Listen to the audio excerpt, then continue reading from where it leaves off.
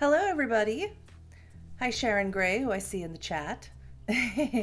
Just getting my fix of LA by Night when this notification popped up. Good. Always time for more LA by Night. Hopefully everyone can hear me, see me. Hopefully the music isn't too loud. I was going to stream this later this evening, but yeah, my afternoon opened wide up and I'm like, yes. I'm greedy. I'm patient. I want to play it now. I want to read it now because it's a choose your own adventure reading game. So anyone just jump on and tell me if you can't hear me very well, if the music is too loud, if you can't see very well, so I can adjust anything I need to adjust. My background is a little different. I don't have it totally, faded out. I have a little background just because it's just a plain white screen, so I thought this might be a little bit nicer.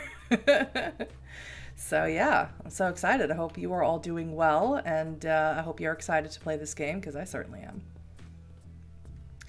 Okay, I'm just going to jump in and get started.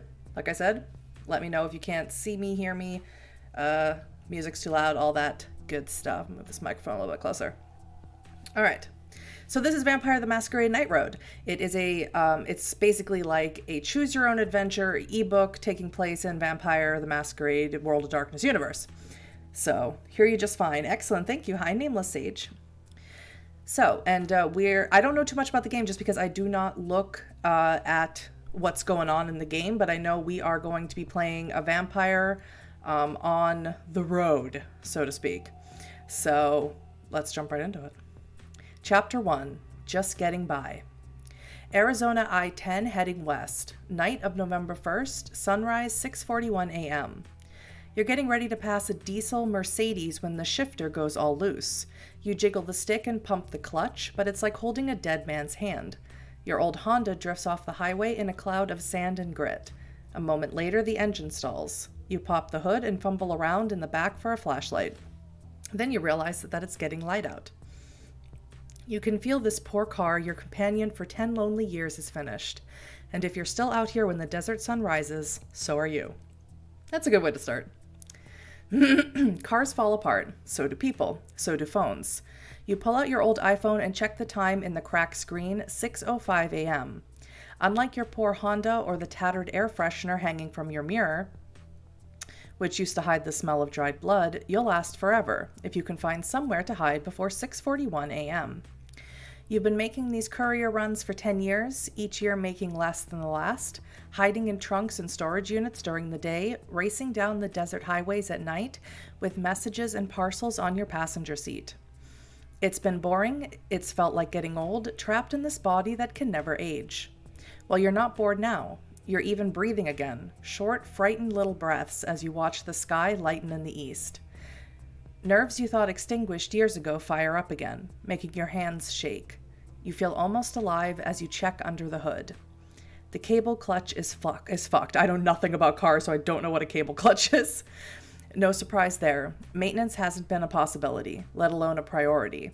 And when you look at the engine, you realize the problems run deeper than one busted cable. You've been ignoring the warning signs like an old man who keeps coughing and won't go to the doctor, and the engine looks like you're going to look in exactly. What? Engine looks like you're going to look in exactly. You check your phone again, 16 minutes. Oh, I get it. Maybe there's still time. You look around at the dusty highway, the wasteland that stretches out to the black horizon in every direction, and try to recall your mortal life. Something you learned when you still drew breath must have the power to save you here. Okay, so here we go. First, I want to turn on the stat check indicator, also known as storyteller mode. I don't know. Yeah, let's do that. Let's do that, because I have no idea what that means. Okay, stat check. Storyteller mode tells you which attributes and skills are used in a check. This makes the game easier and also simulates the experience of the Vampire the Masquerade tabletop game, where the storyteller explains what stats you will check. Storyteller mode only notes the relevant stats, not modifiers due to equipment, previous checks, and distractions caused by your terrible hunger. You can turn off storyteller mode in the stats page. You look around the dusty highway, the wasteland that stretches out to the black horizon in every direction, and try to recall your mortal life. You already read that. Okay, something you learned when you still drew breath must have the power to save you here. So here are our choices. And anybody who wants to jump in and pick a choice, please feel free to do so. I I grew up poor, working on cars. Let's see if I can get this engine running for just a few minutes. I had lots of mortal friends, and I've kept in touch with some. They might have a good idea if I call one, or at least they can pull up a map on their phones and tell me which way to run. I served in the military. In addition to my combat training, I know how to hide and survive in the desert. Or I got a good education, and I haven't let my knowledge stagnate now that I'm dead. I use my phone and some maps to figure out where to go. If I picked one, I would pick served in the military.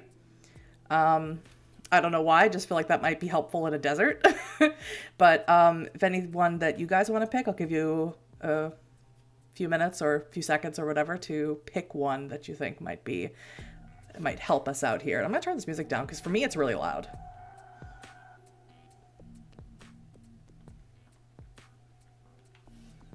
Also, I apologize for like my camera. I have terrible lighting in here. It's awful. Same military one. That's what I was thinking too. All right, let's do military. You've been in worse situations than this, you tell yourself. Actually, you never saw serious combat, and you were never in this much trouble when you were alive. Great. And back then, you weren't alone. Where did you serve? I was an army marksman. I learned how to shoot, remain calm under fire, and repair my kit. Coast Guard, I was a rescue swimmer. I joined the army and ended up in the combatives program. There I discovered an unexpected talent for beating people up. I was a Navy officer, not high ranking, but I knew how to give orders and navigate the complex bureaucracy of the administration. Or Marine recon. I learned survival techniques, how to move fast and stay out of trouble, and how to issue both orders and threats. I kind of want to pick Coast Guard because that helps us absolutely not at all. But I'll let you guys give me your input. I'm just curious because that helps us not at all. How does a rescue swimmer help you in the desert? But it makes me want to pick it because I'm horrible like that. I like everyone picked military.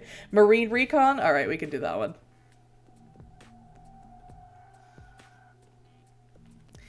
Your scuba training won't help, but you know how to find shelter and keep your head down.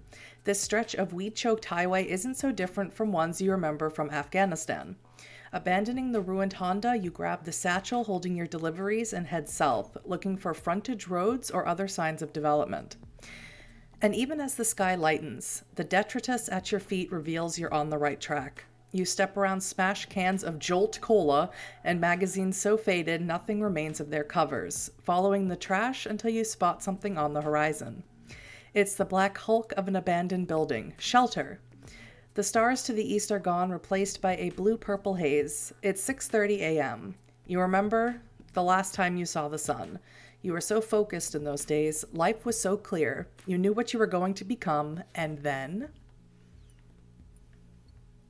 You were back in the States, dead broke with a headache that never fully went away, staying at the house of a friend who pitied you more than liked you. That evening you stood on the little wrought iron balcony watching the sun set over a city you didn't like, idly making plans to leave. Maybe you would re-enlist. Maybe you'd take up that job offer. Maybe you'd kill yourself. You couldn't decide.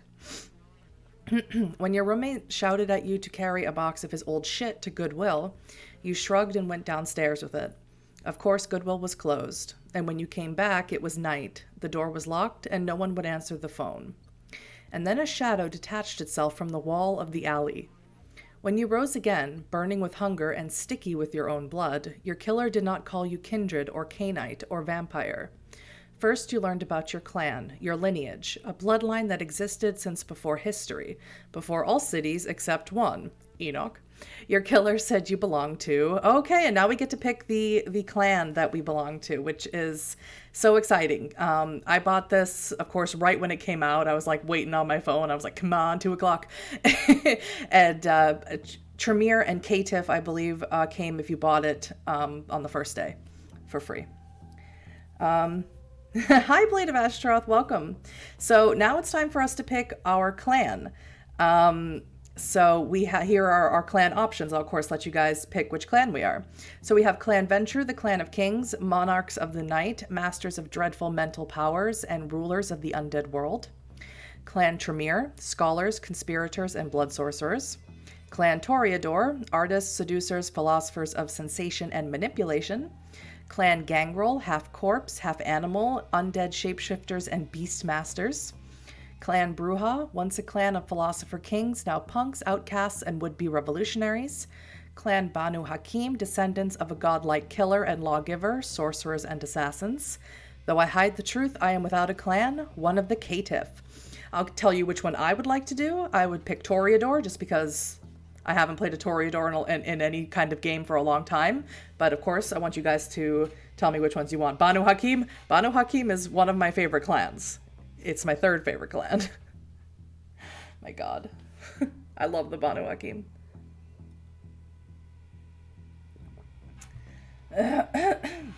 This reading's gonna kill me though, because I woke up this morning with a scratchy throat.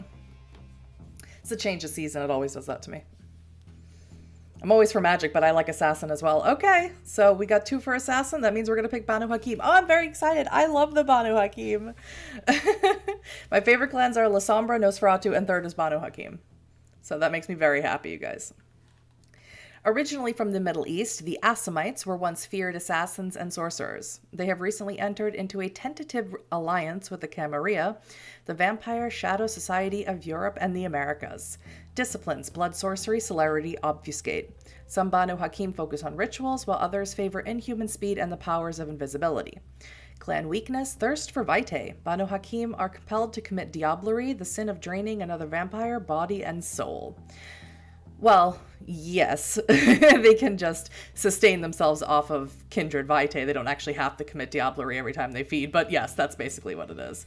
I am a child of HAQIM. Love it. Your killer was quite personable. He explained the situation as well as he could. His clan was looking to expand beyond the reach of their ancestral homeland in the Middle East. Already they had spread to other parts of the Muslim world. Your killer, a young BANU HAQIM named Julian Sim, was Malaysian, and though he hardly struck you as pious, especially with your arterial blood all over his face, he understood what his masters were looking for in the States. Since you were born here, you would be even more useful to them. And then he killed you, and then he brought you back. It all seemed very reasonable at the time. Afterward, Julian explained that he was founding a startup and needed your expertise for a project that would take longer than a typical human lifespan. Julian needed, a technical specialist who had a certain relaxed attitude towards facts, intellectual property, and physical property. A scholar of ancient Islamic art, rhetoric, culture, and sorcery, Julian only dimly understood the powers of the blood, and he thought I could unlock them.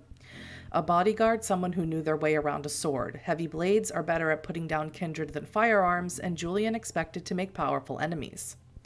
A bodyguard focused on the mundane but numerous threats facing an international data thief. Julian needed someone who could shoot straight and navigate a modern city. A quiet and attentive servant with eyes and ears everywhere and a talent for fading into the shadows. Wow, those are a lot of choices. I kind of want to pick the servant one, just because that one sounds that sounds the most unique out of all of them. Although we don't have a talent for fading into the shadows necessarily. Well, I guess we have obfuscate, so I guess that's a talent for fading into the shadows. That's what they mean by it. That's sort of the one I want to pick just because it seems super unique to the other choices. But I'll let you guys pick which one you think would be the most fun. Oh, hello all people who came into the chat while I was reading. Sorry, Tremere and Bruja, I'll definitely be playing this again. It's no problem there. BANU HAQIM have blood sorcery too, they do. Must be friends with Jasper. Jasper would do great with a BANU HAQIM friend, I think. I think he would do great with him.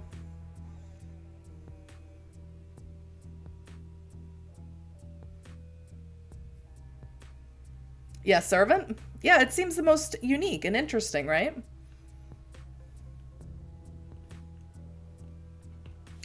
Julian employed plenty of aides, assistants, and secretaries on his global travels. But from the beginning, Julian intended his child to be more than another administrative assistant. Your initial roles were twofold. First, you attended to your and Julian's particular needs and weaknesses. In other words, you made sure that the two of you always had plenty of blood and a safe place during the day. Second, you used your dark gifts to advance Julian's agenda. The gifts of the blood are unpredictable, but Julian was delighted when you manifested one of BANU HAQIM's most useful arts, the talent for fading from sight. I'm getting the hiccups already, it's starting. Even rudimentary command of this art made you invaluable to Julian's operation and meant that you could be sent away for longer and longer periods of time. Charming, confident, equally capable of persuasion, deception, or the ancient art of the veiled threat, you traveled all over the world procuring everything from strange artifacts, relics of BANU HAQIM blood sorcery, or the occult traditions of other clans. Would be nice if we ran into Hesha at some point. To gifted postgrads languishing in underfunded mathematics and comp sci programs, to locked zero Halliburton cases that might have held anything from Elder Blood to the left hand of Judas for all you knew. Still, the secrecy frustrated you. You were Julian's child, not some thrall bodyguard or mortal retainer. But when you made your dissatisfaction clear, Julian chose to invite you deeper into his council. You started studying science and sorcery. It would take you years to understand Julian's plan and many years more to help it along, except as a courier, but you were determined and your sire was indulgent. But you did not have years. One night when you returned home from an extended antiquing trip up and down the west coast, everything was gone. Julian, your small mortal team, the thralls working security, the laptops, the safe with the hard drives full of code, everything. Yeah, I never trusted that guy, Julian. You vanished from sight a second before the kill team arrived. They swarmed past you, MP5s sweeping for targets, seeing nothing. They wore no identifying markings and you never learned who they were. But you got out of there. Your bank accounts were all frozen, but you had a few $1,000s in a safe deposit box. You used it to activate a new identity, stayed low for a few years, and re-emerged outside Tucson. No one there knew you were BANU HAQIM, and you were happy to keep it that way. Your clan has made significant inroads into the Camarilla, what passes for undead civilization in the United States and in Europe, but you don't want anyone connecting you back to Julian. As far as the people who employ you are concerned, you're a grubby and unimportant member of Clan Malkavian, a crazy but harmless specter lurking at the edges of their society, running odd jobs for little pay. God. Maybe you should get some blood sorcery lessons from Urshalgi, right? Yeah, we should head over to Alamut and see what Urshalgi's up to. Seems like a theme in this game, in this guy's life. People just vanish while he's doing errands. Yep, absolutely. BANU HAQIM disciplines, blood sorcery, celerity, obfuscate. BANU HAQIM Bane, thirst for vitae, drinking the blood of another vampire in order to begin learning another vampire's disciplines, for example. Tempts you to drain them dry, increasing your hunger. God, I can't close my bottle. And after all that, 10 years on these miserable desert highways, scraping by on the charity of your elders as you run errands, you've lost your edge. The clarity of your focus, sacrificing specialization in order to learn trick after trick, in order to survive from night to night. If you were still alive, you'd be middle-aged. The elders of the kindred are lies wrapped in flesh. Undeath is no promise of immortality. You've seen 100 Canaanites born into the night, only to die a few months later at the hands of hunters or their own kind. I can't read. Or just because they didn't know what time it was. Strange that you're going to die young. The air ripples, it smells like burning metal. You never should have bought a hatchback. Oh god. Ahead of you is a long-abandoned filling station. Its sign faded into illegibility and its windows boarded up. Your powers of misdirection, you know, won't help you hide from the sun. Though the station looks abandoned, you set footprints in the sand. A golden eagle sits on the stripped diesel dispenser, watching you with unsettling intensity. You approach the main building looking for a way in. The windows and doors are all boarded up, and though there's a garage door for a loading dock, it seems locked. The eagle spreads its wings and screams. You don't have time for this. The sun will kill you, but first it will drive you mad. You can feel the beast rising in you. The beast, the untamed monster that lurks inside every vampire, that drives you to acts of depravity and violence. You're losing control. You need to act now.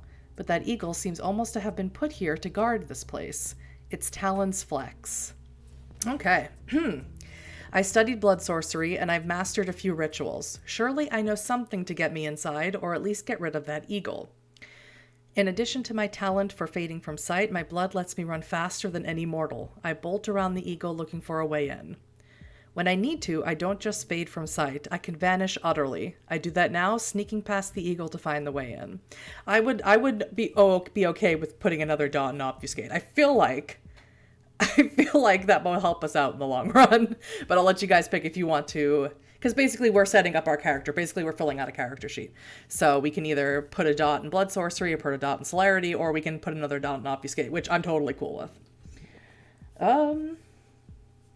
Posing as a Malk, yeah. It's kind of hard to pull off. Maybe he doesn't know that much about Malkavians. Or maybe because they're Malkavians, people like really don't want to get to know you that well, because you could be just off your rocker. Oh god.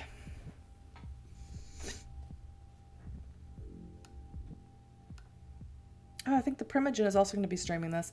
I will be streaming this until I finish it, but I'm gonna try for the next one that's coming out, which I can't remember what it's called off the top of my head at the moment. I'm gonna try and stream it together with the Primogen. Fade from sight? Obfuscate! Obfuscate! You disappear everything! Yeah. A single sluggish heartbeat pushes the vitae through your body so that it swirls through your dead flesh like ink diffusing through water. The eagle takes to the sky and gains altitude, but when it turns around again, you've faded from sight. The sun will still find you, but without the distraction of the eagle, you're able to move quickly through the abandoned station. You run to the north side, which will buy you a few more seconds before the light destroys you. And there you find a single open window. As smoke starts to escape from your clothes, you wiggle inside, hiccup, then crawl kick away from the hole. A wave of exhaustion hits you as the sun rises fully. The kindred were not meant to remain awake during daylight hours, and you look around for anywhere safe you might rest. There's an old metal-topped freezer beside a counter here, just big enough to hold you, and sealed against sunlight.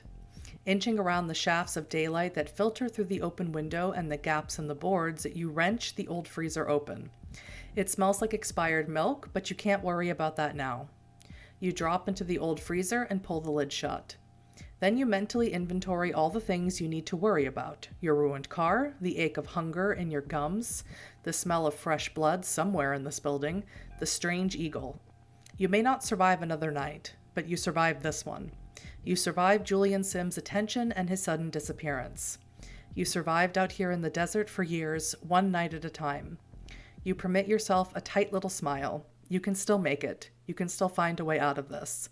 And then the blackness of the day sleep swallows you. Ooh, we're into chapter 2 already. Go us. Celerity is better than obfuscate in my opinion. I like celerity for, like, sorry, my squeaky chair, for rapid reflexes and things like that. But if I had to pick a discipline that out of blood sorcery, celerity, and obfuscate, I'd pick obfuscate. I like that one. Arizona I-10 heading west. Oh, I'm sorry, chapter 2, Into the Sunset. Arizona I-10 heading west, night of November 2nd, sunrise 6:42 a.m. Your sire would wake up each day at the prescribed times for prayer. You were never sure if Julian really believed the way the elders of your clan believed, but he seemed to gain something from the tremendous mental exertion necessary to awaken when the sun was in the sky. You doubt he would condemn you for sleeping through the day. Julian has many faults, but he never expected much from anyone else. Little disappointed him. The blood you got back in El Paso, before you hopped into your Honda, awakens the moment the sun sets. The return to consciousness is instantaneous and agonizing. You open your eyes in blackness. Your limbs are still heavy as if crushed by the weight of the sun. As you wait, you think about what they made you and Julian do. This was before you had any money, before you were the right hand of a venture capitalist / scientist / sorcerer. In those first nights, the two of you shared a trailer on the Arizona-New Mexico border, and the BANU HAQIM elders had worked for you. They wanted to gain a foothold in the New World by allying with the Camarilla, the most influential of the Cainite secret societies. The elders ordered you to serve the princes of the Camarilla, and the princes put you to work. You remember Julian's lime green geo-tracker crunching to a halt over gravel. You jumped out and felt the sand beneath your feet, still hot hours after sunset, though the night air felt cool. Julian was well dressed, despite the rough work, but back then you always wore the same thing when out in the desert. Coveralls with the name you used sewn on a patch. Not your real name, of course. That person died in an alley outside a locked apartment. You, you still call yourself, oh, we get to pick a name. Okay, my name is enter text. Well, obviously, my name is Huddy. So let's enter that text. Let's enter that text right there. That is my name. That is the name of our character. Your name is Huddy? Oh, yes, that is my name. Those old coveralls let you pass as a maintenance worker just about anywhere. They were better protection from prying eyes than your invisibility arts. Carrying water for the ivory tower, eh, Huddy? Julian said with a little chuckle, hoisting the plastic gallon jugs out of the back of the tracker. Each read Buena Suerte or something like that in blue Sharpie. Buena Suerte, good luck? No. Yeah. You didn't laugh. This wasn't humanitarian work. Or maybe it was. The desert princes still fear the thing that slept under those sands. They told you that if it woke up hungry, it would tear this land apart. How long you think we're going to do this? Your sire asked. Julian talked too much, but sometimes he cut through the bullshit with words that carried a constellation of meanings. How long? Decades? Centuries? We, neonates, nothing but larvae in the eyes of their elders, and this awful work. Okay, now we get some dialogue choices here, which is exciting. This is what it is to be a neonate, Julian. Why would we be telling our sire this? We work our way up, but we can work our way up forever if our clan joins the Camarilla. This is how we survive to see another night, and as far as I can see, it's the only way. Complaining won't save anyone. I hate this evil work as much as you do. The Camarilla claims they act for the greater good of all kindred. It's just a lie. You're supposed to be the visionary, Julian. Give me a reason to walk away, and I will. I would just say the first one, just because, I don't know, it seems odd that we are talking to our sire this way. In general, all of these are, you know, we're telling him, you know, stuff that he should be telling us. Seems like the opposite way dialogue should work, but all right. Obfuscate versus celerity is a tough choice. I'd lean towards celerity. I like obfuscate. To each their own. It's fine. You can be a Nosferatu, uses their XP to get some celerity, or you could be a Toreador who uses their XP to get some obfuscate if you really wanted to. Do kindred perceive time differently? You'd have to elaborate on that question of what you mean by that. I'm just going to say the first one. I don't know if I'm going to ask you guys to pick dialogue options because they're really long and complicated. When there's like choices to be made, like go left, go right, background choices like was he in the military or not, I'll give you those. But for dialogue, I think I'll just pick the dialogue because they're kind of involved here.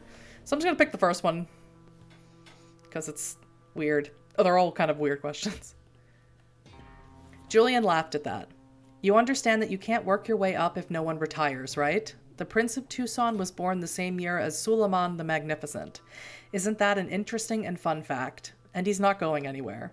There's nowhere to move, Huddy. They have all the food, all the money, all the places to hide from the sun. We have a lime green geo-tracker. Actually, I do. You have a jumpsuit with someone else's name on it. A hot desert wind whipped Julian's black hair around his head as he counted the gallons of water. The Camarilla gave you a job they considered necessary, even vital. Desperate migrants stumbled through this part of the desert, fleeing violence in Mexico and Central America for the promise of a better life in the States. Without water, many died. Aid groups dropped water and supplies for the migrants. The year before, the Camarilla had infiltrated and supplanted one of those aid groups, replacing their members with you and Julian. Your job, position the water above the scattered layers of the Nosferatu Elder, the one known only as Reremoose, I'm not sure. The victims he claimed would give him enough blood to prevent his full awakening. This sucks, Julian said as you checked the GPS coordinates on your Garmin. I mean, I know what we are. I know what we do to survive, but this is just so stupid. It's inefficient and wasteful. This is how the world ran 2 or 3 centuries ago, Huddy, before anyone invented flowcharts or assembly lines. I have to give Julian a voice, I guess. I thought he was God, so I didn't expect to. It was horrible work, but what choice did I have? It was either that or be destroyed myself, though I will never forgive the Camarilla for compromising me like that. It was ugly work, but more people would have suffered if the Elder woke up, so I went back to work. They were just food, why care? It needed to get done, and maybe smart ones knew enough to escape. The work was tolerable. I convinced Julian that we needed to find something better to do with was intolerable. I convinced Julian we needed to find something better to do with our own lives. I couldn't do it anymore. I made up my mind to ditch my sire and this horrible work the moment I got the chance. I don't think we ditch our sire, even though he seems laughable at best. I would say that we would try and convince him to do something better with our own lives. Yeah, I think I'm just going to go with, because this isn't really a choice either. It's very bizarre. The moment you understood what you had become, you knew that you would have to make certain sacrifices in order to maintain your undead existence. The beast needed to be fed, after all. But there were limits, and this was yours. You and Julian didn't even need to say anything. You just threw the water back in the tracker and drove off. You dumped the plastic jugs a few miles up the road. After a long silence, Julian said, "The thing about our masters is they don't actually have very long memories. All us neonates look sort of alike to them. We'll keep our heads down for a few years. If anyone asks, we'll say we got run off by, I don't know, werewolves or anarchs or something." "We still don't have any money," you reminded your sire. "Well, it's going to be a bad fucking couple of years, Huddy," Julian said. It wasn't actually that long, or that bad, however. A month later, Julian prototyped a crowdfunding platform. The service was immediately bought by Sun Microsystems, buried and forgotten, but that gave both of you the money you needed to escape the Camarilla. It's weird, we switched from third to first person perspective there. The elders of the BANU HAQIM and your ugly work in the desert. You heard that he opened a tech company called 2100X in Denver, but then it disappeared, and so did he. You can move your hands now. You push the... Okay, so back in the present. You push the top of the freezer open, haul yourself out, and drop silently to the ground. Your hunger is an ache in the back of your gums that leads right up behind the eyes that threatens to turn into a migraine. Can Kindred get migraines? I have no idea. You can hold off the beast a few more nights like this, but you'll need to feed soon. I don't know, they have electrical impulses going into their heads? Not a clue. You wander past dusty and empty shelves and glance outside through gaps in the boarded-up windows. You can't see that strange eagle, but you still smell blood. It's faded, but impossible to ignore. Movement catches your eye, but it's just your reflection in the broken glass of an empty display case. You stare into the eyes of a haunted-looking, eternally young... Oh, we're looking at ourselves, okay? I'm gonna pick woman, just because I am a woman. You look like shit. Bloodshot eyes, skin pulled back from your nails and teeth, thrift store clothes, even your satchel looks like someone dragged it down a highway. You check the satchel, your deliveries, the USBs are still there. Then you hear sound outside, a few whispered words in Spanish weeping. Thank God. Food. Oh, man. I'm thirsty. They must have pulled some boards away to get inside, then covered them up so no one from the road spots their flashlight. You're in the middle of the disused convenience store's 3 aisles, invisible in the darkness. At the far side of the store, a short hallway leads to 3 doors, a locked bathroom straight ahead, and then 2 doors, one to the left and one to the right. You guess the left door leads to a storage room. The mortals are trying to get it open. You count 4 of them, a man and a woman in their mid-20s, an ancient woman, and a frail and gray-haired older man, even smaller than the old woman. The younger woman whispers something in Spanish you don't catch, then forces the storage room door open with a shriek of metal. Not much here, the young man says, sweeping away the storage room with his flashlight. He's traveling heavy, crowbar, backpack, water bottles, road flares. Those are your road flares. They must have found your Honda. Whoever they are, they're foolish or desperate to bring a woman in her 70s at least, and a guy who isn't built for this kind of work. You're surprised that they're this far north without having already made contact with someone.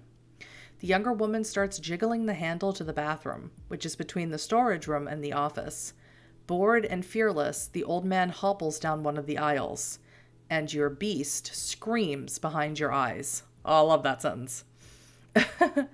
Okay, so what we can do. I can sneak up on him and drain what I need before anyone knows what happened. I just need a little to take the edge off. He'll be fine. I should be strong enough to grab the old guy without making a sound, and once my fangs are in, he'll go limp. I go for it, just take a little blood. I'm not going to risk a snatch and grab turning into a massacre or a tired old man's heart suddenly stopping. I stay hidden. There are too many of them, and I'm not taking any risks. I stick to the shadows and watch. I can't risk violating the Masquerade, the undead code of secrecy and silence, by revealing what I am. I stay hidden. I would say there are too many of them. It's risky. I'm going to stay in the shadows and watch for a little bit. That's what I would say, but I want to hear what you guys are going to say. You guys just want me to just ambush this old man wandering down the aisle and just, starving. Tastes so good.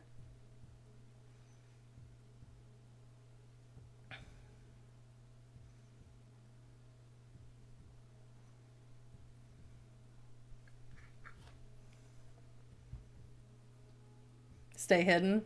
That's what I thought. I'm notorious for making bad choices, though. Okay. If you were still alive, you'd be around that age when death no longer seems like something you can avoid forever if you're smart and lucky. People your age see a friend die young or lose their parents and start to realize that there's no trick that will let them go on forever. But you're not alive. You can go on forever if you're careful. And that means knowing when to take a risk and when to stick to the shadows. You wait. So you have an excellent view when the young woman finally gets the bathroom door open and the thing inside bites down on her face. Holy God. The woman manages half a scream. The old man turns, sees the mutilated corpse dangling from those huge jaws, and moans in horror.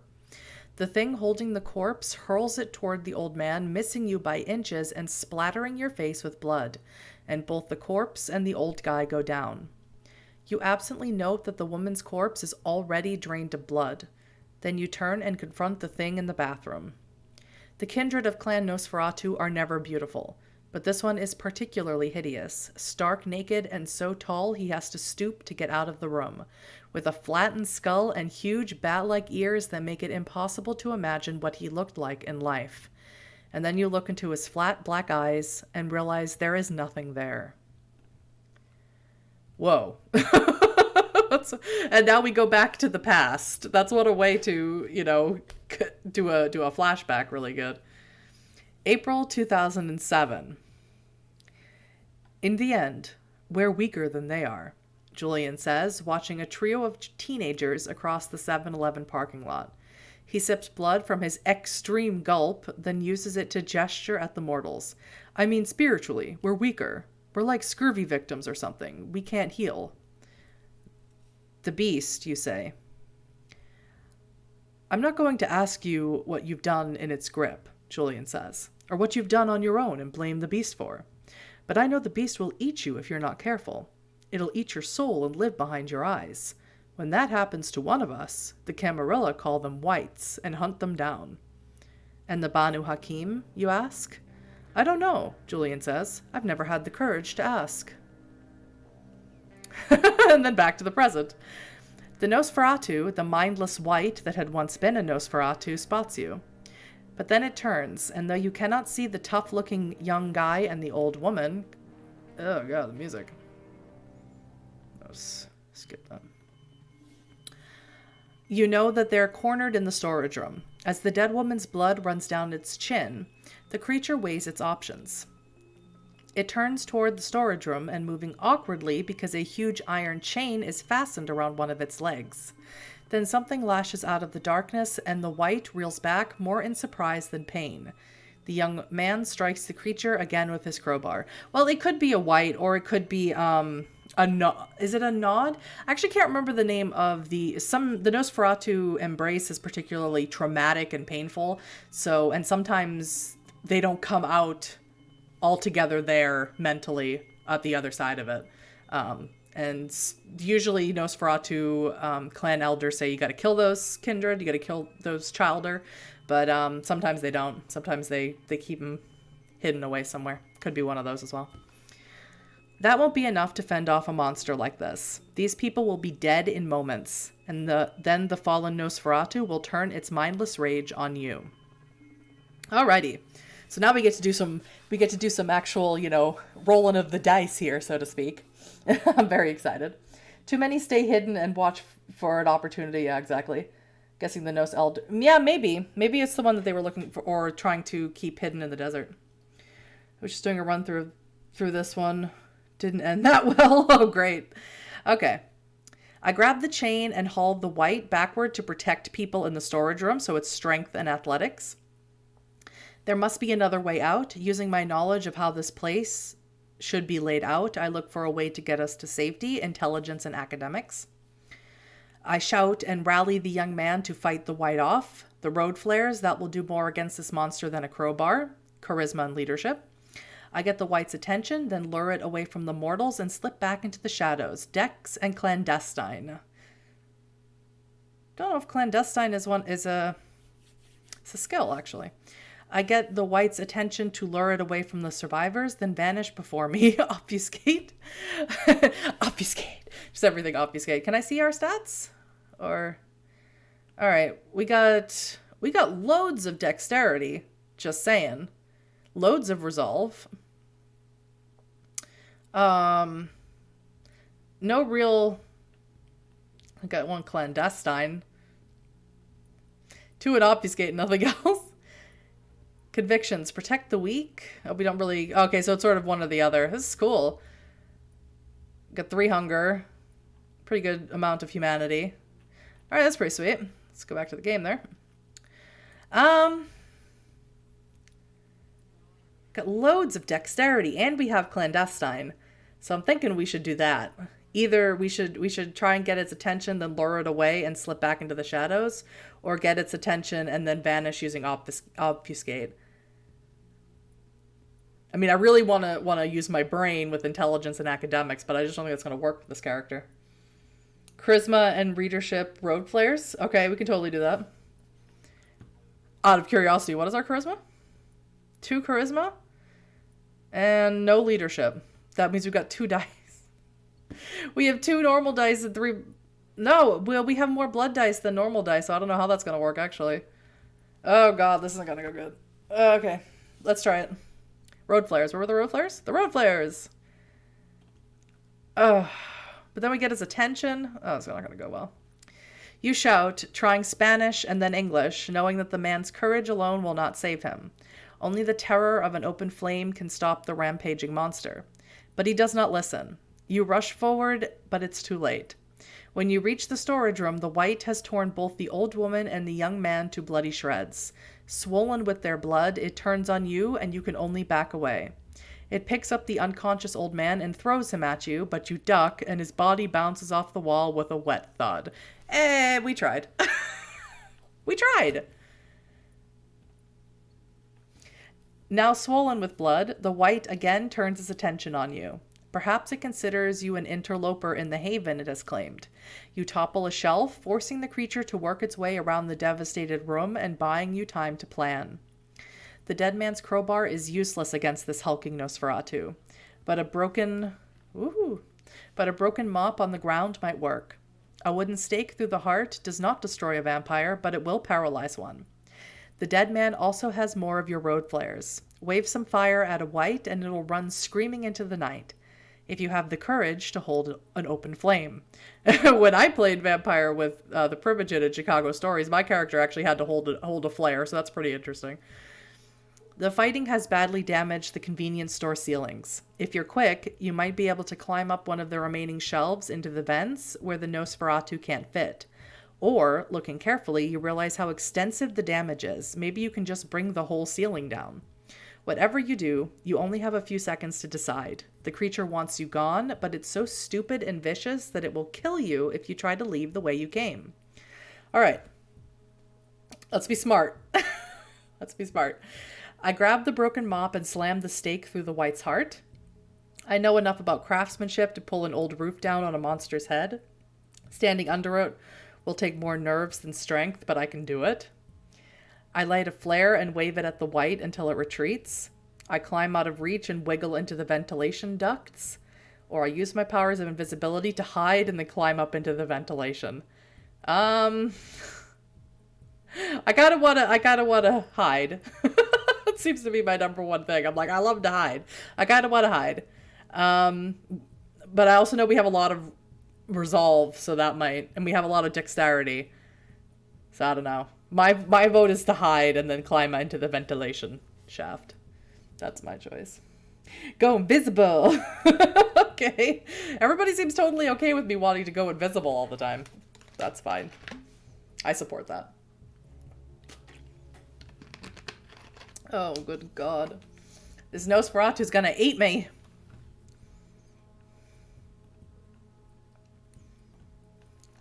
You've been dead long enough to know when fighting is a waste of time.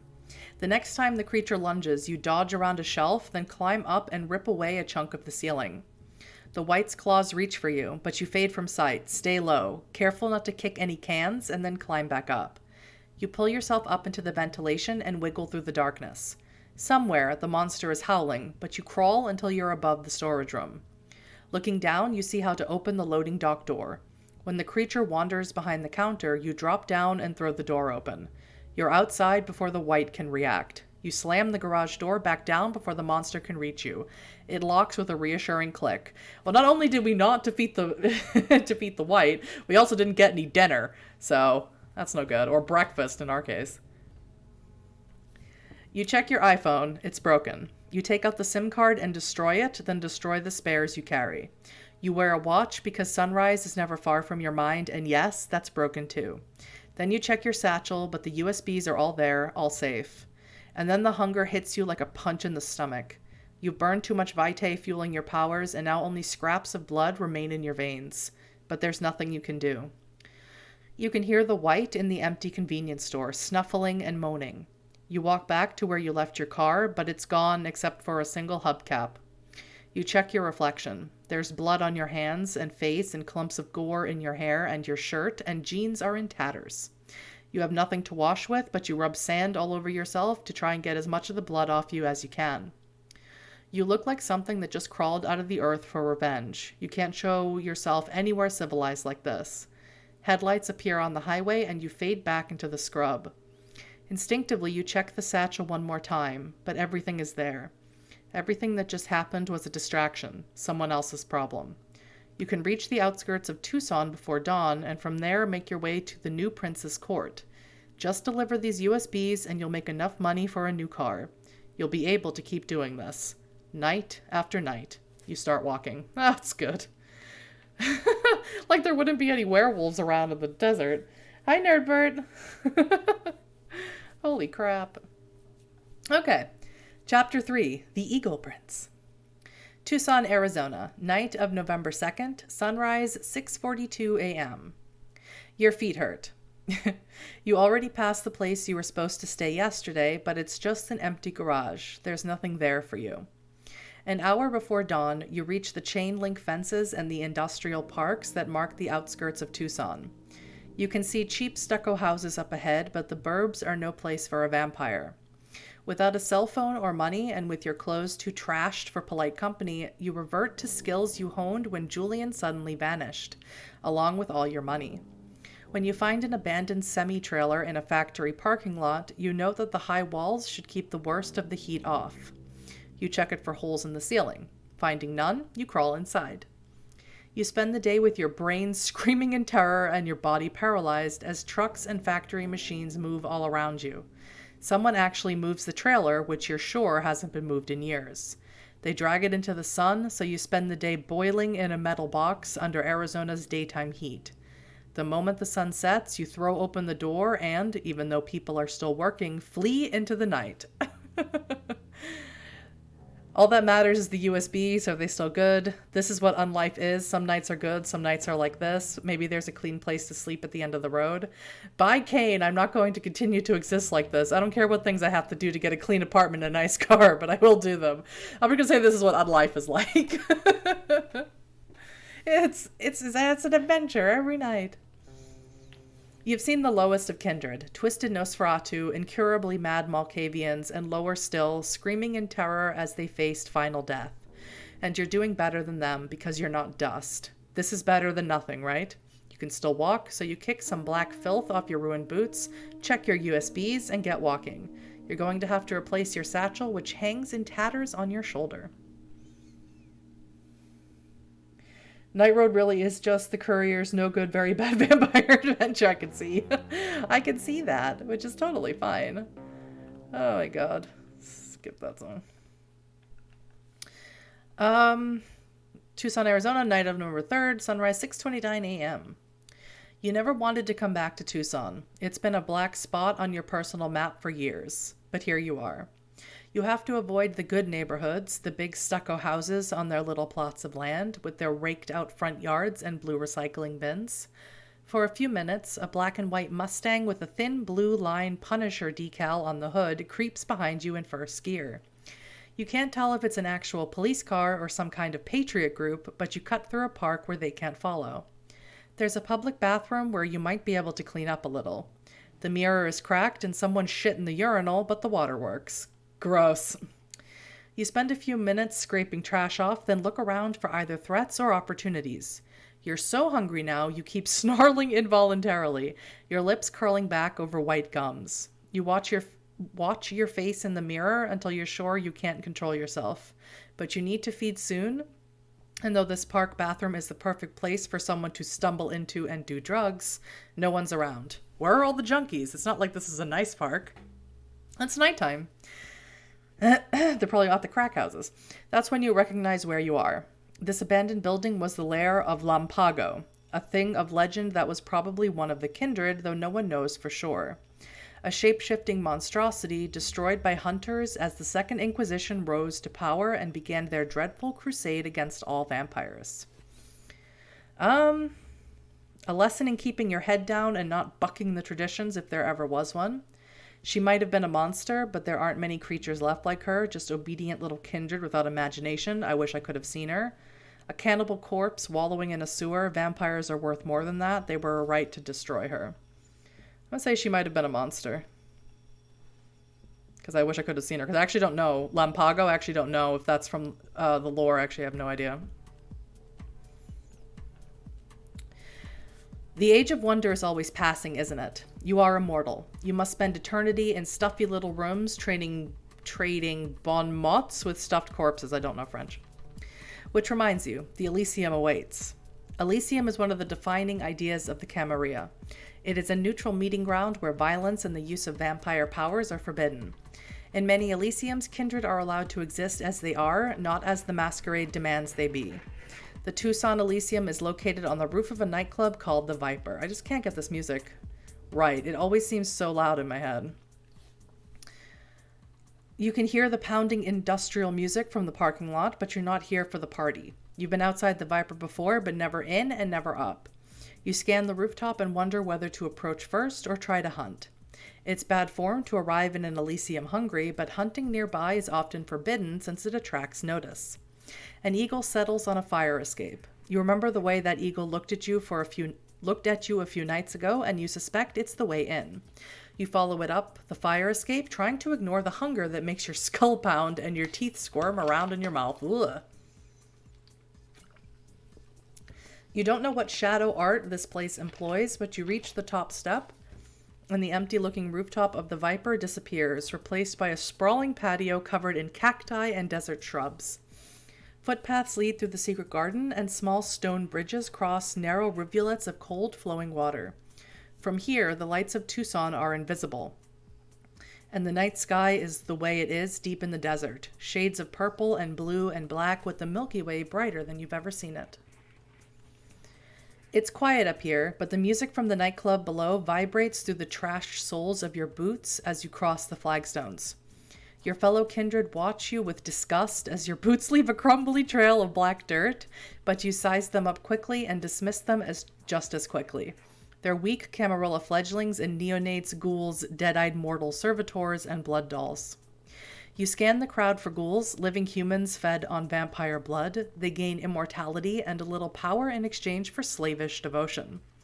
They are a vampire's most trusted servant, though they can grow erratic over the years. You think you spot a few. Then you look around for someone important. The eagle flies past you and lands beside a young-looking man in a linen suit with turquoise jewelry. He's conversing in worried tones with a Nosferatu, a particularly hideous example of the clan, whose face is a death's head of gray-black muscles as if her skin has been peeled away. Her monstrous face contrasts with her striking and powerful physique. Your thirst for blood means you are now in a hunger frenzy and cannot think clearly unless you try to feed or focus your willpower. Y'all, I didn't get a chance to feed at the convenience store because the Nosferatu drank them all up. That's not really my fault. Okay, so we can go blood, I need blood, or I focus my willpower to ignore my hunger. I'm gonna say blood, I need blood. I don't know, the rules of Elysium sort of depend on where you are. I'm sure we could just drink off of a blood doll. I'm sure it'd be fine. What do you guys think? Should we try and roll our willpower to ignore hunger? Or should we just go, blood, I need blood? Just be a total creep about it. I say be a total creep. So I am a creep. Frenzy time already, guys. I couldn't eat. It was difficult. Life's hard.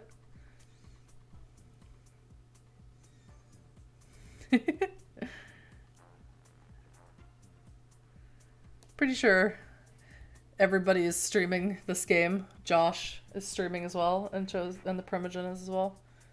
I'm not sure if he's streaming now or if he's going to. Alright, I'm gonna say blood, I need blood. That's what I'm gonna say. The hunger is starting to consume you. You know you cannot control yourself for much longer, and worse, you know that every kindred here recognizes how little self-control you have left. But the Prince of Tucson, wherever and whoever he is, runs a clean Elysium. There are no hastily bandaged throats, no crystal goblets of sticky blood. Perhaps the feast has yet to begin, or perhaps the kindred here prefer to indulge their habits in private. Every domain is different, and misunderstandings are dangerous. You hear yourself groaning, a thin, high-pitched keening sound, and snap your mouth shut. Julian Sim taught you better than to disgrace yourself in an Elysium. The eagle alone seems to sense your need. It caws, beckoning you. Oh, I got a picture. Hello. I love it. The man in the turquoise jewelry watches your approach with a slight smile. He's seated comfortably in a wicker chair next to a small zinc table with an old laptop, a white hat, and a heap of typed and handwritten correspondence. The Nosferatu standing beside him only scowls. Oh god. He's got a European accent? Alright, so we're gonna do German then, because it's the best one I can do. Willkommen zu Tucson, he says. His accent is foreign, from somewhere in Europe, despite the Native American jewelry and the wide-brimmed hat in front of him. I am Prince Letov. This is Dove. And you are Huddy, he says. The courier. It looks like you had a difficult journey. A clump of mud falls out of your hair and splats onto the flagstones. Give us the data, lunatic, the Nosferatu snaps.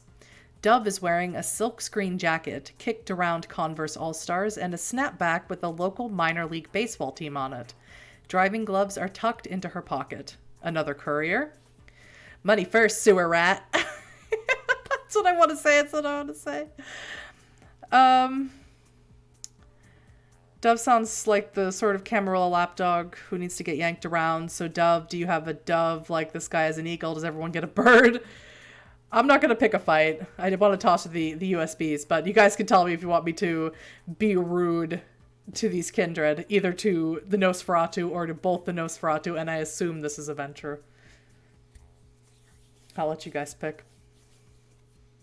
I'm going to make an absolute ass out of myself.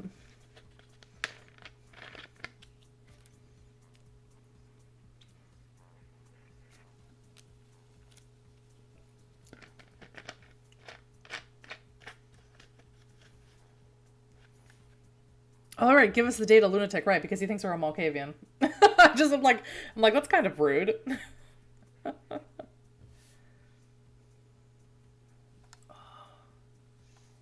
I really like the art. The art is beautiful. And I kind of like how the eagle's eyes are the same color as his eyes. That's really nice. I enjoy that. Alright, I don't think I'm going to pick a fight with the Nosferatu, because in my state, probably could kick my ass. So, let's just not. Holy God! Hello. Aren't you pretty? She catches it, turns it over as if expecting some diabolical trap, and hands it to Prince Letov while glancing suspiciously down at you. It's probably Letov, but I'm saying Letov. Letov's laptop is an old Asus, probably intended to read information once before it's destroyed. When the prince inserts the USB, a folder appears with a video and a few .text files. Feel free to watch, Huddy, Letov says. He checks his Vacheron Constantine. Is that a watch? It's 1:49 a.m. Then he looks east. He stares for a long time, as if with longing, then shakes his head. I don't think this interests you directly, but I try not to keep secrets here in Tucson. A warm, friendly smile and eyes that watch you like a, where did that bird go? The video opens awkwardly with a hand holding a webcam. You see a man's face, then you see a ritual chamber. Tremere, the warlocks, the usurpers. Once the clan of sorcerers and blood magicians, their discipline and interclan loyalty admired even by their enemies, the Tremere are now scattered and leaderless after the destruction of their greatest chantry in Vienna. You might have fallen low over the past few years, but not so low as the warlocks. One reason the Camarilla have moved closer to an alliance with the BANU HAQIM is that the Atsamites practice their own form of blood sorcery. And with Clan Tremere in chaos, the Camarilla are seeking reliable occultists.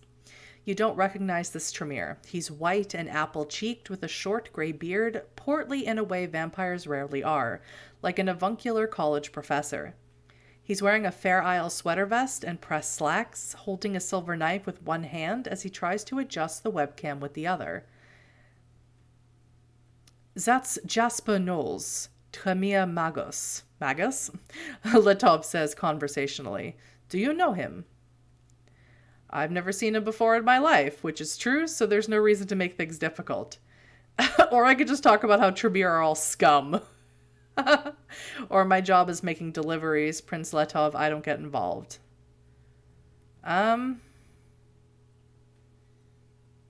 Just talking about all being scum. I would just say I've never seen him before in my life. I don't necessarily call them all scum.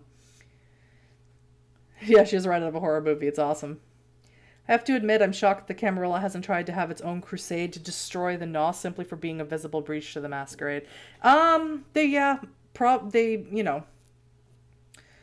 There used to be a time that the Nosferatu, as punishment in the Camarilla, ghouls and things like that their punishment would be to be embraced by the Nosferatu. But they're useful. They are great information gatherers, secret finders, that they have their uses, but that's why the Camarilla does everything they can to delegate them to the outskirts of their society, so to speak. I'm just gonna say I've never seen him before in my life. No reason to just be mean. We're starving, we just want to get the hell out of here. Letov watches you closely as you answer, tongue against his teeth, concentrating. He thinks you know something, but you've never seen this Tremere. Dove gasps. Knowles has stepped away from the webcam, revealing a dingy cinder-blocked room with faded orange stripes on the walls and a Nosferatu chained to an iron spike in the floor. That Nosferatu almost killed you the other night. Sire, Dove whispers. Prince Letov's illusion of good cheer falters for a moment. Both he and the eagle glare at Dove.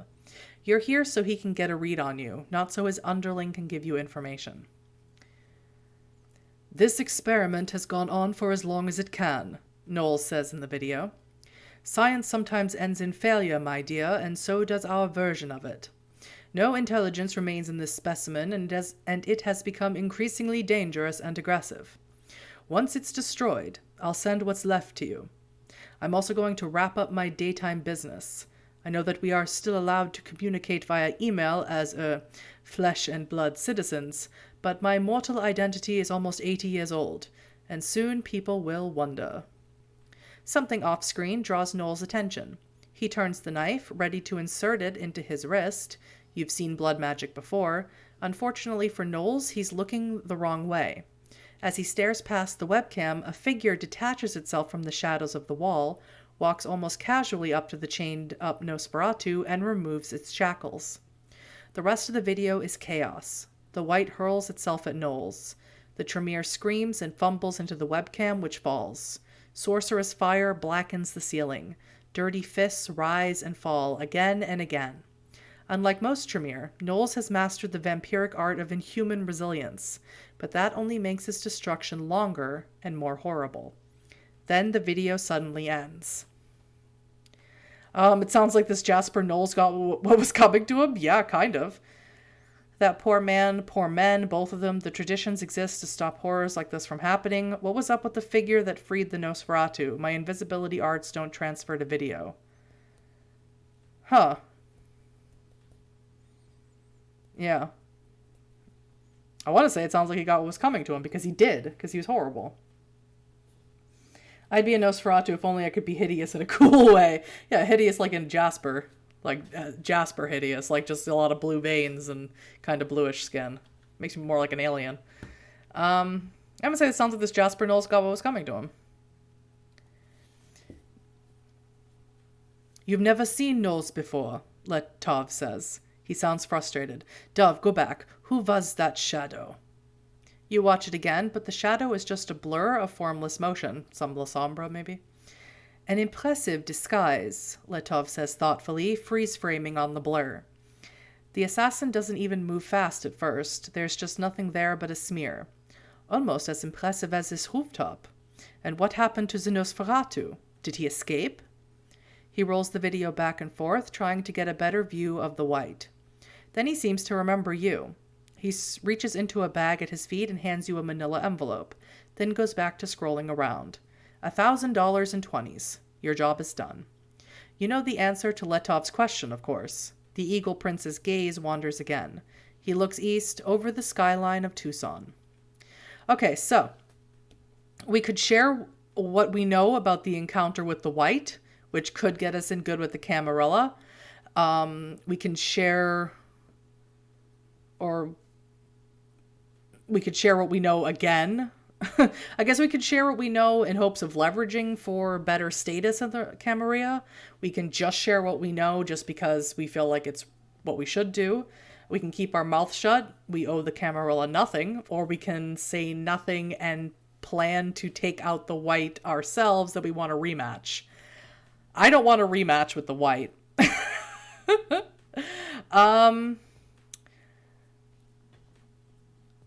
I would just keep my mouth shut.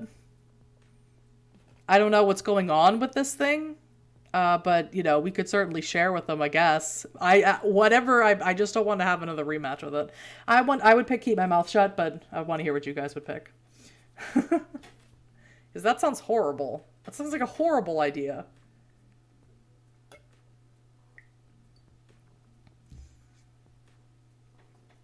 I mean, and I don't know.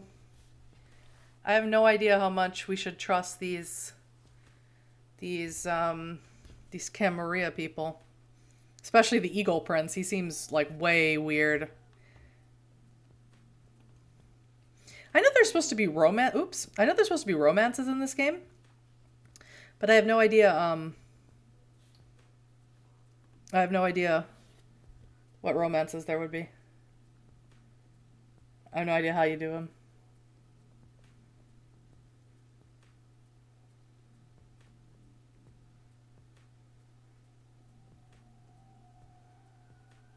I don't know. I want to know what would happen if we shared them with the Camarilla, but I also want to know what happened if we didn't share it with the Camarilla.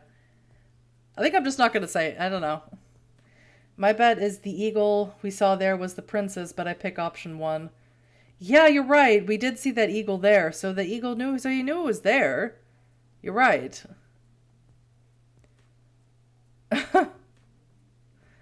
So there's really keeping our mouth shut would probably be stupid. All right, let's tell them what we know. You describe the battle and your narrow escape from the mindless Nosferatu. I'm impressed you're still alive, little neonate, Letov says. The Nosferatu you fought was old and powerful in his time, the child of Remus himself. Then his tone hardens and slices through the air like a razor. Dove, your sire is now your responsibility. Find and destroy him. You have 7 nights. Watching the video seemed to have taken all the fight out of the Nosferatu. She just nods. You have too many questions. The most obvious is, why did Prince Letov let you watch the video? Princes are secretive and paranoid creatures, and even in these nights, when the true elders have sunken into torpor or fled to the old world, even a young prince like Letov has survived centuries of betrayal and revolution. Princes don't tolerate risk. That means either Letov or his situation here are unstable, or worse, he already knows you and has accounted for you. Huddy, I have more work for you, the Prince of Tucson says. You will remain here tonight. My man, Alexander, will provide you with shelter, sustenance, and suitable clothing. And hose you down, obviously. I apologize if he treats you like a horse, but he misses horses. Alexander is a small and sallow man with lank black hair. He wears an oversized gray suit like a refugee from some 20th century war. He does not smile, which is for the best, since you see that his teeth are gray. Follow me, Alexander says. His accent is thick, and his breath is acidic, like bile. An old ghoul, kindred grow strange and cold as they age. But old blood slaves are stranger still and sometimes more dangerous. Let us not pretend that you have the strength to go on as you are, Alexander says, opening a door to a glass-walled observation room that overlooks the dance floor of the Viper. EDM makes the windows vibrate. Alexander taps a code into a locked case and takes out a tall flute of blood. The Eagle Prince apologizes for this crude repast, but he does not thrust new guests around his herd when he is so hungry, when they are so hungry, and you must. You don't care what else the little man has to say.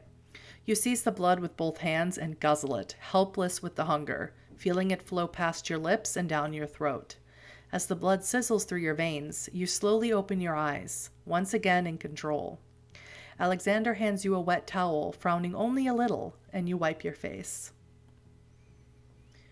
After a shower, the servant leads you back to a glass observation room above the club's main dance floor, where a selection of clothing is waiting, and you realize that Prince Letov is giving you gifts. That isn't good. You know what happens if you end up in debt to a prince. Please, Alexander says, you must dress for Elysium. The Eagle Prince insists. You glance at the clothes on display. Letov isn't exactly draping you in Armani, at least. You see a mix of work clothes and streetwear, but nothing too upmarket. You don't see any blood stains either. Okay, so our choices are just to get a jumpsuit or something out of a Goodwill donation bag. I don't need Prince Letov's charity. Something tough and functional for the road. A black leather jacket and engineer boots. What if I need to go clubbing? I need streetwear so I don't look like an old woman with a young woman's face. I need to look professional for my job. Office casual isn't fashionable, but it's invisible. I want the official courier's outfit, members only jacket, driving gloves.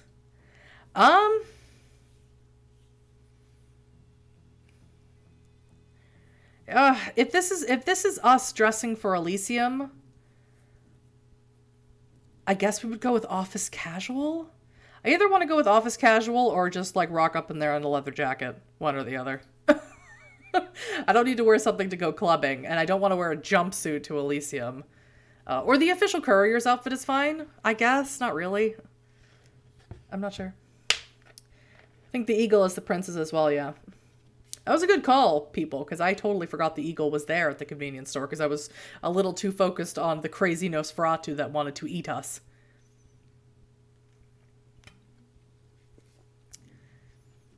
Yeah, if we have to hang out in Elysium,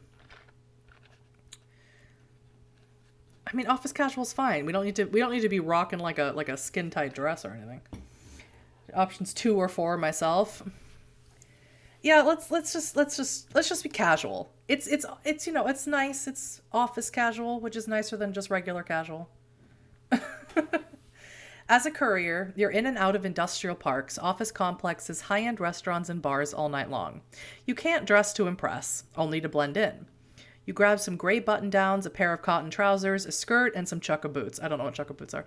A leather messenger bag and hold your deliveries. Functional, invisible.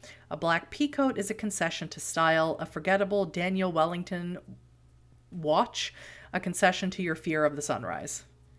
I'm so fashion backwards. I don't know any of those things. You ascend. I wear literally.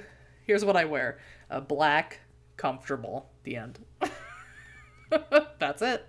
That's my whole style decision every day. You ascend metal stairs that thump with the bass of the EDM below. Back up to the rooftop Elysium. Letov's eagle watches you. A gangrel prince is unusual, even in these nights.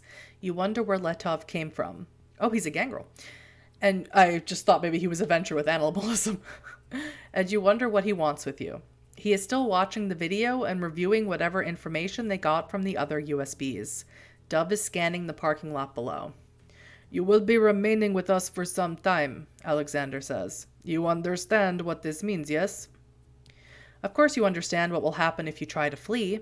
You look toward the parking lot, too. You need a car. We are very friendly people in Tucson, Alexander says, finally smiling. It's an awful sight. Little gray rat teeth, skin that crinkles like paper. Not like other cities you may know. Speak to people about what you need. Dove was like you once. She drove. You need car? She has cars. Her retainer Carlos is the one listening to the music from below. He is police officer. He has, rooms, stashes of shit. Is that what he said? Is that what is said? He keeps evidence rooms with the good shit. Maybe you need that sort of man. He is proud and cruel, though. Do not let him bait you. Carlos spots you and Alexander looking at him and gives you the finger. And if you need blood, Alexander says, I was doctor in my youth. When I was young, I said to my teachers, this bleeding, it does not work. It does not make the patients better. Isn't that funny, knowing what I know now? Ah, little joke. But I have an important job. When kindred feed and kill and endanger the Masquerade, I tell Prince Letov. I hate telling him those things. I would prefer if kindred came to me for advice. I will give you this advice now. Do not hunt near the Viper. It is not permitted. And of course, do not use your gifts here. The sudden movement of blood, it upsets Dove. This is a lot of choices. Holy crap. Okay, so we can talk to Letov, ask him, or why is an Outlander in charge? That's rare for the Camarilla, but unexpected things interest me. Maybe I can learn about the prince and cultivate a relationship with him. So Letov is cute. I'm going to go talk to him and see if there's a Mrs. Prince of Tucson.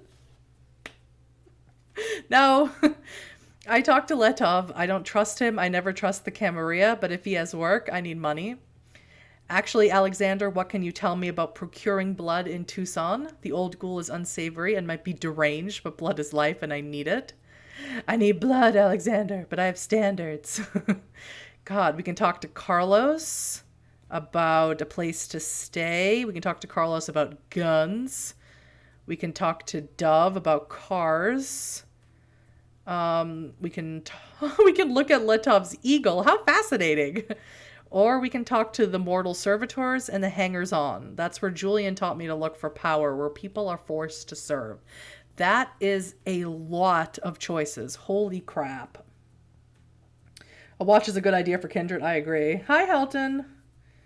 Yeah, this game is awesome. I'm having such a fun time playing it. At some point, my fashion sense went from regular goth to whatever still fits and doesn't smell bad. Yep. I feel that. I feel personally called out by that statement. This is a lot of choices, so I'm just sort of going to pick one. I want to look at the bird. That's what I'm picking. I want to look at the bird. Maybe we'll be like, oh yeah, that was the bird that was at the convenience store, because I forgot. Maybe my character forgot as well.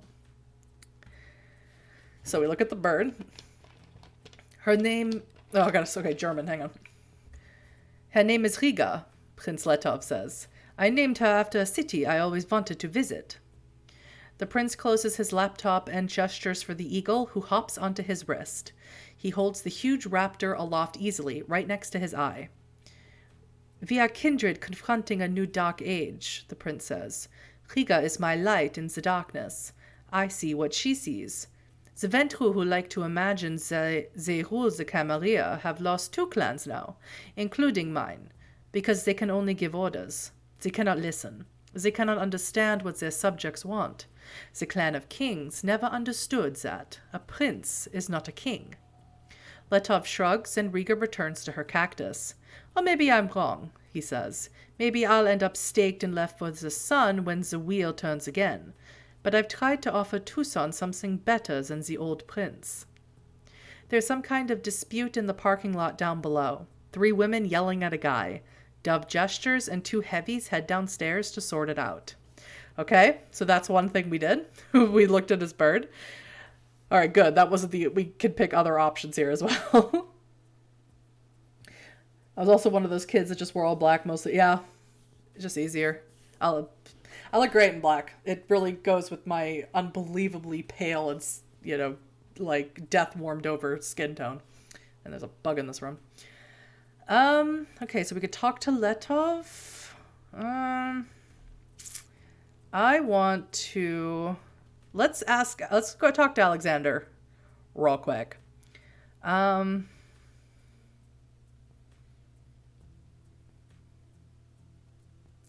Let's ask what he can tell me about procuring blood. Yep.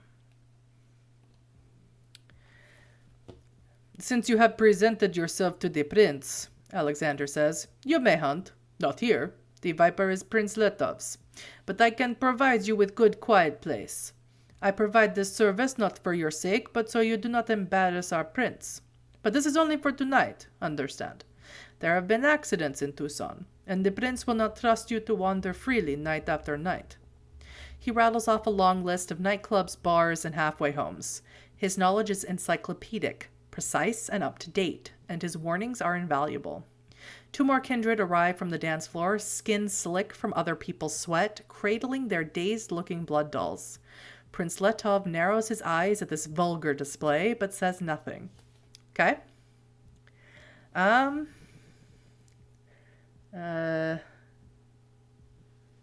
Let's talk to Carlos about equipment. Or let's talk about guns and stuff. Yeah, let's talk to Carlos.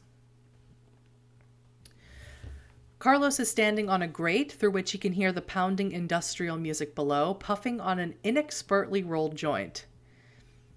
"You're what, new courier?" Carlos says. "The new meat?" "I have money and I need guns," you say. Carlos laughs, takes a long drag off his lumpy joint, and says, "Yeah, I got guns. You don't want a sword, vampire?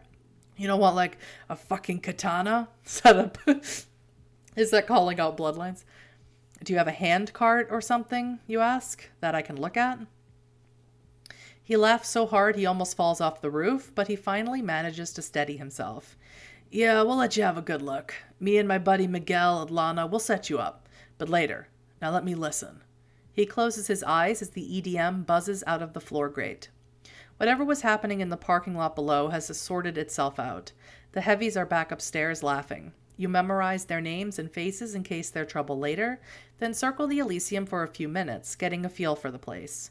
You can't believe you're back in Tucson. You wonder if anyone recognizes you.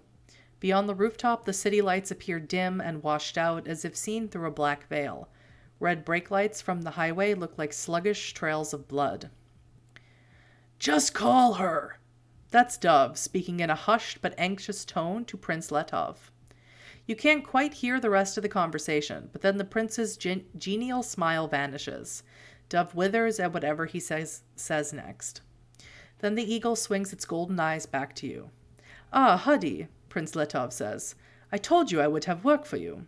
I need to send some emails, and that is not as easy as it once was. Come here."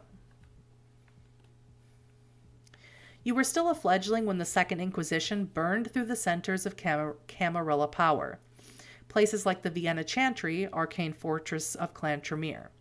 You weren't important enough to draw the SI's attention. They've been quiet for years. Quiet enough that some kindred are starting to use phones and email to conduct their night work again, cutting into your business. But you know they're fools. The SI was never beaten. The Inquisition is just collecting information now, waiting for an opportunity to strike again. Prince Letov does not want to give them an opportunity. You come highly recommended, he says, and I hate to see a proud member of Clan Marquis brought low by circumstances.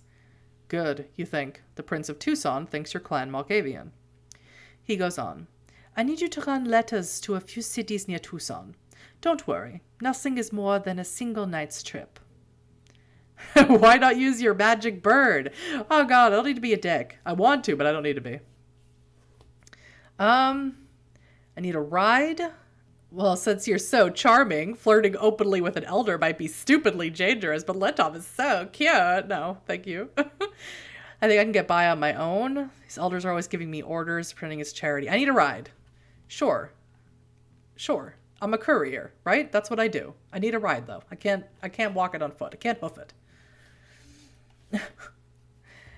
And you will have one of the finest rides, the Eagle Prince says. Or at least the most practical one. One of Dove's people will contact you with information about how to acquire a vehicle. If I have to work for the Camarilla to stay alive, Letov might be my best chance, probably. I don't trust you, Prince Letov. Don't try to betray me. More of this shit. I'll do your jobs, but there are limits to what I'll stomach. I'm a driver, not a leg breaker. I'm not your weapon. Camarilla is the best chance for all vampires. Shame the ones in charge are assholes, but maybe I can work to fix that. I'm in. What's the job? I'm not going to say I don't trust you. I want to, but I'm not going to. I'll just say I'll do your jobs, but there are limits to what I'll stomach. I'm a driver, not a leg breaker. I'm not asking you to be, the prince says, spreading his hands wide. I can break legs on my own, thank you. These are, for the most part, simple deliveries. He hands you a printout marked with 3 locations and 3 faces. You don't recognize any of the 3 faces, which is a relief. Maybe you can keep this professional. 3 people need to know about the final death of Jasper Knowles and the reduction of Reremus's child to the state of white. He points to each face in turn. Invidia Cowell worked closely with Jasper after he escaped New York and showed up here. When Clan Tremere fell apart, so did their working relationship. But she needs to know about his destruction. She also needs to know that, without Jasper Knowles' considerable private wealth funding her, she can no longer sustain her research, and she must return to Tucson. Should we tell her that she'll go crazy when she finds out? Dove asks the prince. I've been meaning to get around to that, Dove, yes, Prince Letov says. Huddy, deliver my letter and get out. You won't like Dr. Cowell's reaction when she realizes she's broke. Why can't you keep her funded? It sounds like she's doing interesting work. No. Sending me out to be destroyed is in poor form, Prince. Is she making a hash of the Masquerade? Is that the problem? I'll deliver your message because it's my job and I'm not getting tangled up in local politics. That's my answer. I'm a courier. I'll deliver your message. That's what I do. Don't kill the messenger. That's what they say? Don't kill the messenger. I'm just the messenger. Good luck keeping it professional, Dove says with a little chuckle. Letov points to the next face. Pater Muster is one of the rabble, a bruja. He lurks in St. Basil's hospital in Phoenix, looking after the lost lambs of our flock. Other rabbles, the clanless, sin-bloods, the mad ones, maybe even Gankrel. Letov chuckles at his own wit. But he actually keeps them in line, so they are dangerously lax. In fact, I would like you to encourage a little bit more tidiness from the kindred at St. Basil's. No open feeding, no drug running, no unauthorized embraces, that sort of thing. This is not a formal mission, you understand. But if you can make our dissatisfaction known, I would appreciate it. But more important, with Knowles gone, the hospital will be up for renovation. Those renovations will compromise St. Basil's usefulness as a haven. I'll write instructions for what Pater Muster needs to do. Why do you let low-clan trash associate with the Camarilla? I'm happy to deliver a message, no problem. Because that's what I do. I'm a courier. Eager little lunatic, isn't she? Dove says. Letov glances at his second in command, then continues. Finally, Ellen. Finally, the Ventru Ellen Olivkrona is at a migrant camp in Sierra Blanca, Texas, Prince Letov says. You may remember her from that excitement a few years ago. Letov is referring to the final death of the old Prince of Tucson, a powerful blue blood manipulated into launching a crusade of purifications against his clan's old rivals, including the rabble. She has since returned to the Camarilla's good graces, since she provides much of the Southwest with blood. But her operation exists atop a mortal substructure that is profoundly politically unstable. Jasper Knowles' destruction will further destabilize that situation, and she needs to know how. Feeding on migrants sounds horrific. Steady source of blood down at that camp sounds like easy living. I could get used to that. Oh no, Ellen Olivkrona, is she going to drag me into Camarilla politics? I don't want that. A program like Camp Scheffler is good for the long-term stability and survival of vampires. I'm interested in seeing it. We'll just say, oh no, is she going to drag me into Camarilla politics? We don't want that. Prince Letov continues while you contemplate what kind of political snarl some blue blood could drag you into. Anyway, 3 deliveries, $1,000 each, and you are welcome to hunt in Tucson and every city you visit for a year after finishing your final delivery, Letov says. So you will have to abide by my rules for neonates here in Tucson. My man Alexander will explain once we're finished here. I also give you permission to own property and to create no more than 1 ghoul, though you may not embrace new kindred. Take this for emergencies, and only for emergencies. He hands you a prepaid flip phone and a baggie full of SIM cards. Now, if you'll excuse me, I must compose the letters you are to deliver. The prince moves to a writing desk under a ramada, leaving the pile ices and written correspondence, and gets to work composing his messages. You sit down nearby to disable the phone's GPS and get rid of everything that could be used to track you, leaving the device even more stripped down than it began. You glance around at the rooftop Elysium and your first thought is no food. Your hunger is starting to distract you. Later tonight, you'll need to hunt. All right, I mean, to do another roll here, so that'll be fun. I'm very excited. I'm dying of thirst. I need more money in hand right now. I persuade Letov to cop up more cash. So it's manipulation and persuasion. The nature of an Elysium is deception. I lie, flatter, and misrepresent myself while acting grandiose in order to make allies here. So it's either charisma, manipulation, and subterfuge. The whole situation with Jasper Knowles and the White worries me. What I want is information. I investigate the correspondence on the table, hoping that a quick glance gives me something useful, which is wits plus investigation or awareness. And I'm too hungry to risk socializing, and I'm not taking any risks tonight. I hang around and I keep my mouth shut until I can leave. I would probably pick the last one, because I don't think we're very good in any of those things. Actually. Nope. We're not very good in any of those things. So I'd actually pick the last one, I think. And while you guys decide what we're going to do, I'm actually going to take a really quick break. So just give me 1 second.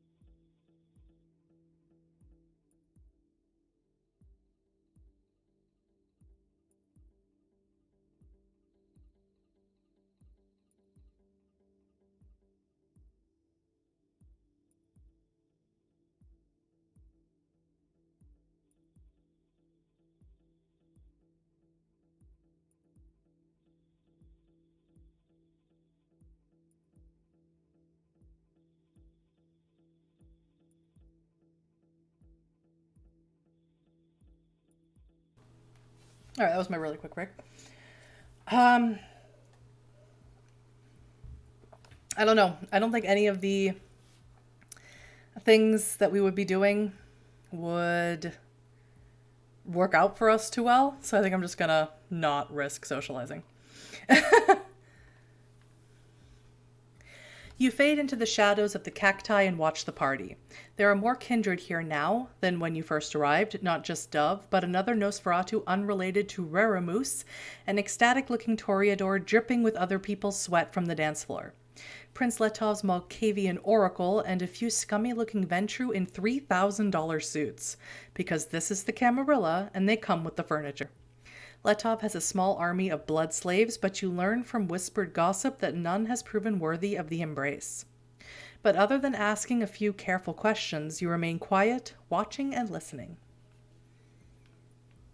Next.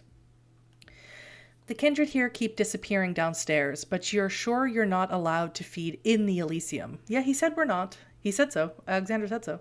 Your palms itch, you can't stay here. You need to see what the city has to offer. As if sensing your mood, Alexander returns, his approach heralded by his reeking breath. I have spoken with the prince. He has given you permission to feed in his city tonight, he says. After that, you must speak with me about arrangements. Tucson can be a difficult city, and you do not yet have a ride. For clubs, stay away from the country and western places. We all love a jamboree, right here in America. But they are claimed by others. And do not feed from the sleeping. The Ventru of Prince Letov's court must feed that way, and do not want competition. Otherwise, your needs can be met just north of here. There are clubs and alleys, drunks and prostitutes, even veterinary clinics and hospitals. You will be watched, of course. Do not dishonor the prince. You lean over the edge of the railing, looking down on Tucson. For years, you've taken blood wherever you could, usually as payment for a job. But most vampires your age hunt, and most of them specialize. Before you became a courier, you too had a specialty. You think back to those years with Julian Sim, before you drove the night roads to perpetuate your existence. You try to remember the skills you developed to feed. Okay, so this is sort of where we pick our predator style. Is that listed on the stats, actually? Where predator style is? Oh, we're 11th generation. I didn't even look there. Convictions, traits. Doesn't list a predator style. We are really hungry, though. Holy cow. Okay. So, on Beggars and Vagrants, it was a hard, dangerous life, but it hardened me physically and mentally. During sex, what can I say? It's a classic, and it taught me to lie and charm. I hit the clubs, though getting in is always expensive. On animals when I could, I used my wits and learned to hunt outside the city, but I can't leave town right now, so I head for the kennels. On blood bags, they taste like shit and can leave me a little weak, but this is the future and the only humane path. Usable ones are hard to find, though. It's time to break into a blood bank. The sleeping, the Camarilla don't want me to, but I learned how to do it quietly and safely. From people in the scene, it's time to check out Tucson's counterculture. That might be a masquerade risk, but I'm a traditionalist and I've learned how to blend in. Kind of want to do... So, I kind of want to try farmer predator style. I've never actually played with the farmer predator style. That might be interesting. A BANU HAQIM with the farmer predator style might be interesting. Honestly. I kind of want to try it. Hi, Memphis. Hello. We're trying to decide our character's feeding predator style. So basically, Beggars and Vagrants, that's what? Alley Cat?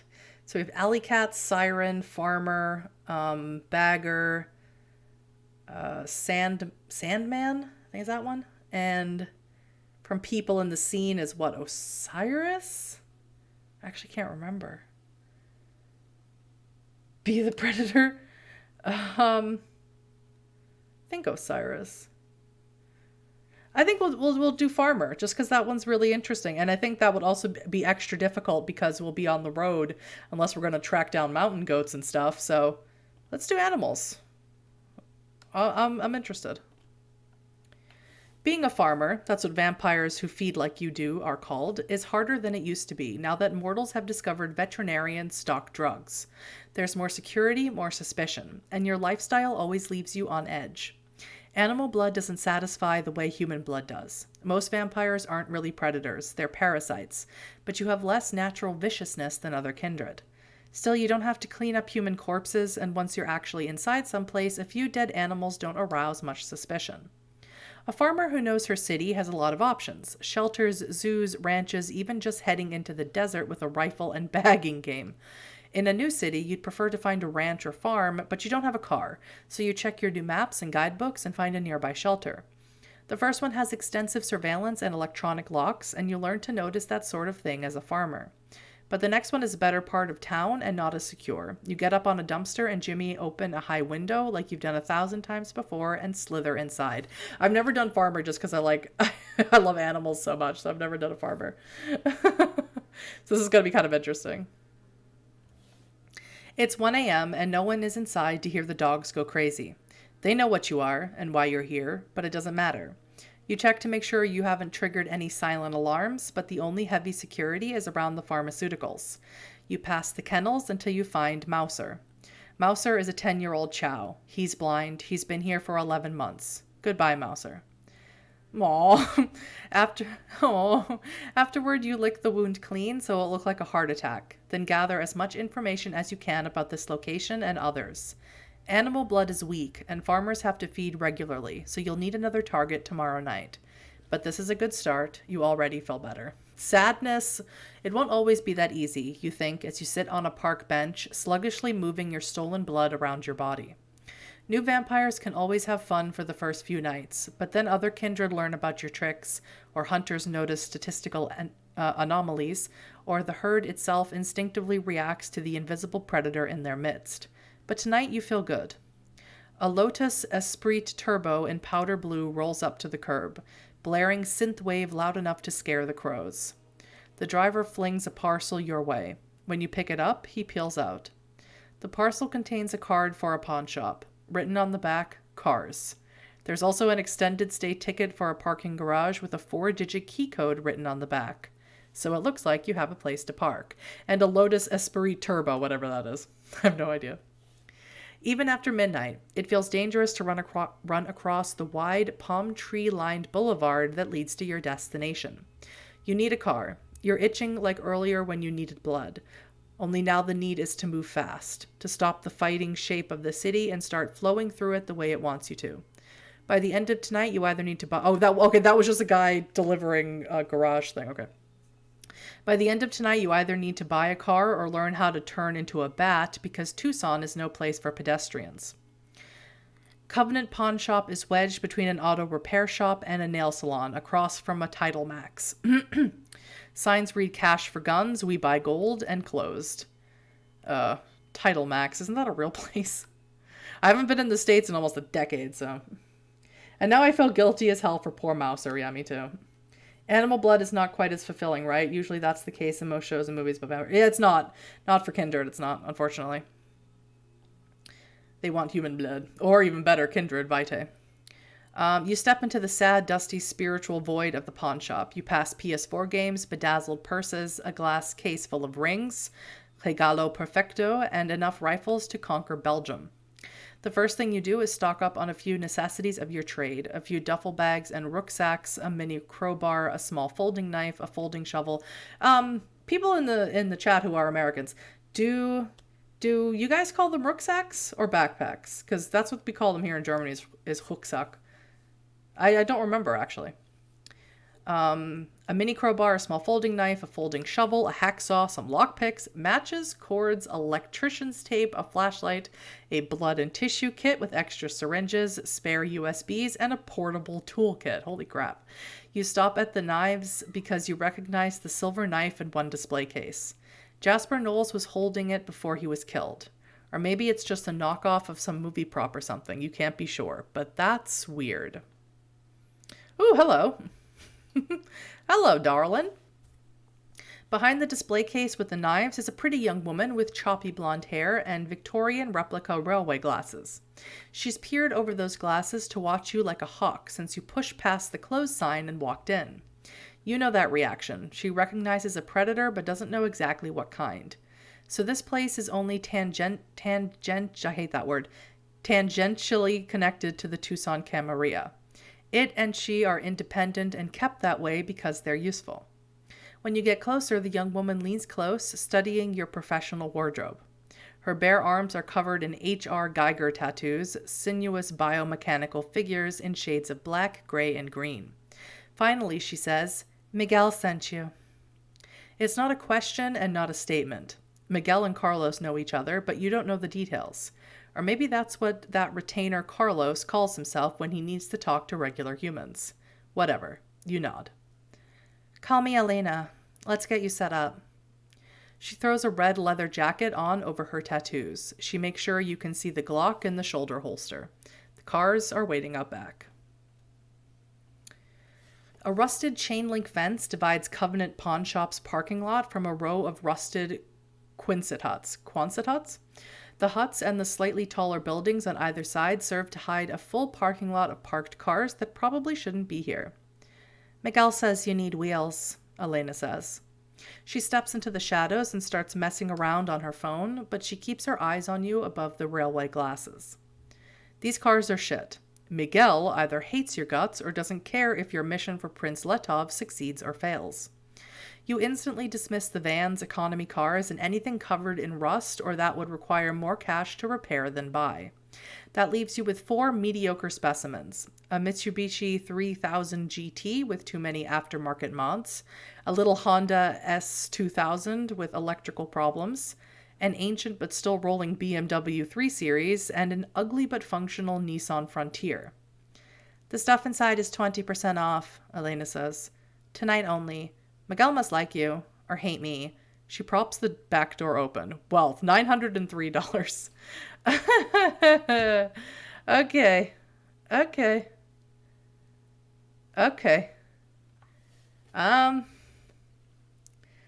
Oh God. "As one of the immortal undead, I obviously need a sword."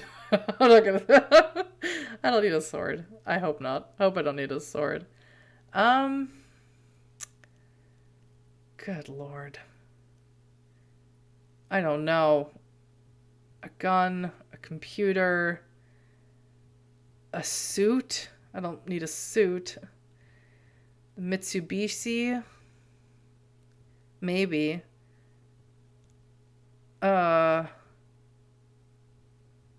Let's talk to Elena first before we do anything else. Either, but backpack is a more common term. I thought so. I just couldn't remember. So is that what are they called? A Klingon knife? Oh, I can't say. What is that? No, Elena says. Her pronunciation is flawless. I don't speak Klingon, obviously. And you can't afford it. It's solid silver. For killing werewolves, I guess. Her tone says she doesn't believe in werewolves. Christ, are there werewolves in Tucson? There are Garu everywhere. Maybe you should buy it. And I'm not selling it anyway because I think the guy who sold it might actually come back, she says.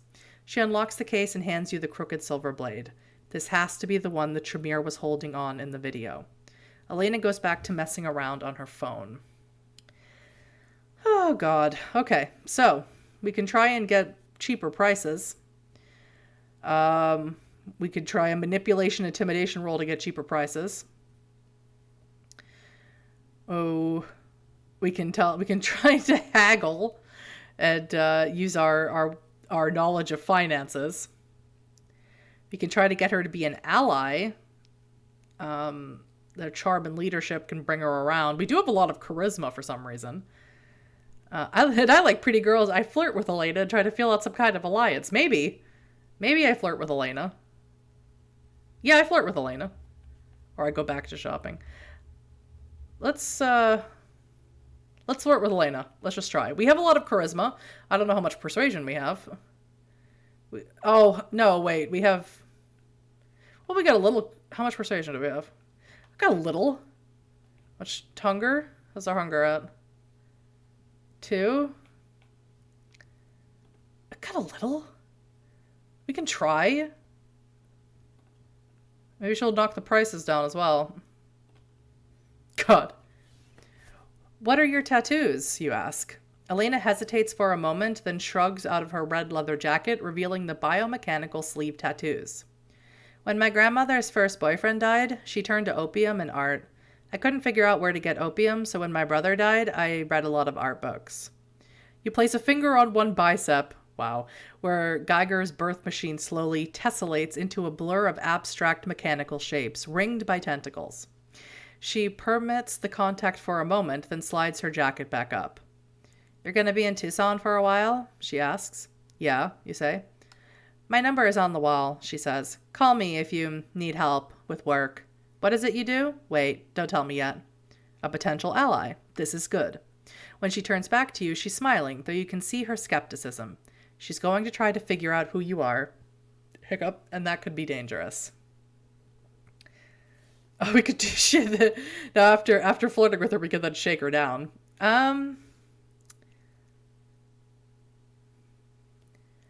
Let's talk more about that silver knife, and because we do have a lot of resolve. That one we do have a lot, and see if we can find out any more information about it.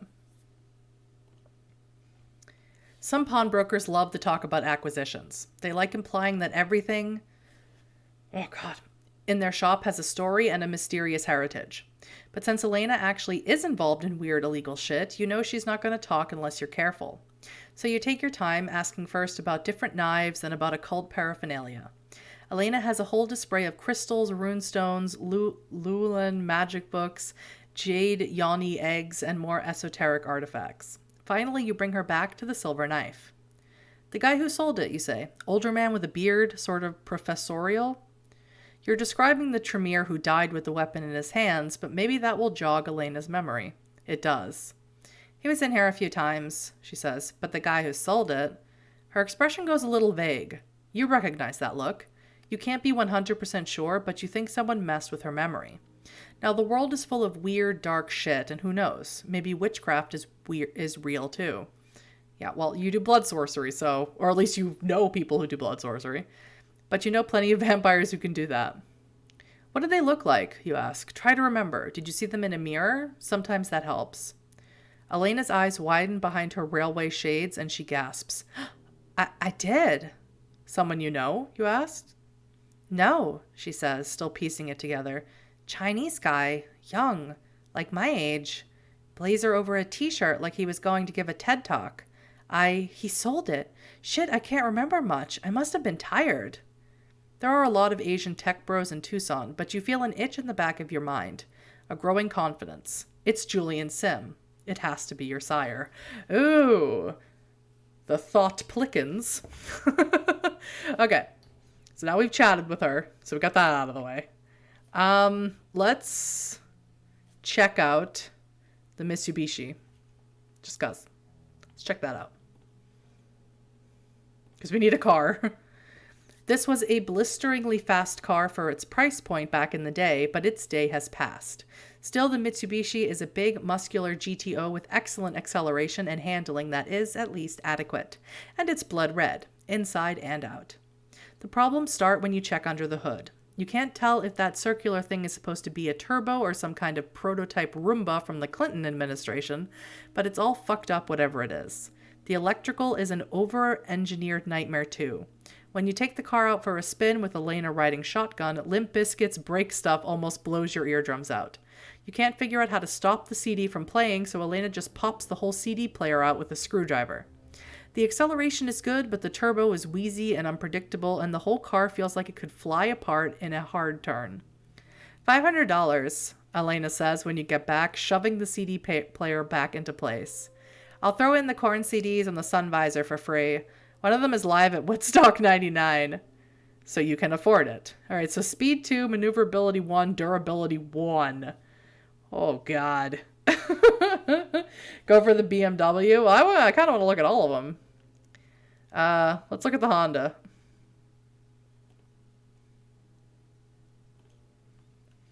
First, it's a convertible. There's nothing like feeling the wind in your hair and drying the blood in your teeth. Second, the little Honda is quick for an old car, not just fast in a straight line like the Mitsubishi, but more maneuverable. Third, it's a bit like your old CRX, just smaller and sportier. Fourth, it's black inside and out. The cons, its electrical system is trashed beyond all recognition, and even Elena has to disclose the number of accidents it's been in.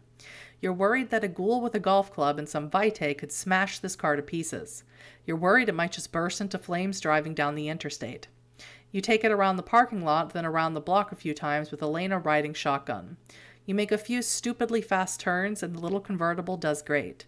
Then you spend a few minutes parked messing with the switches. There are a lot of flickers and sputters, but no showers of sparks. That's good, right? $600, Elena says. I do not offer a warranty. Let's kick the tires on the BMW. With this car, you can party like it's 1985 because you're pretty sure it was built in 1985. The exterior is gunmetal gray, and inside the leather is dry and cracked like it's suffering from some kind of foot disease. It smells like tobacco, the AC doesn't work, and the back seats are torn and patched with duct tape. But the bones of the car are excellent.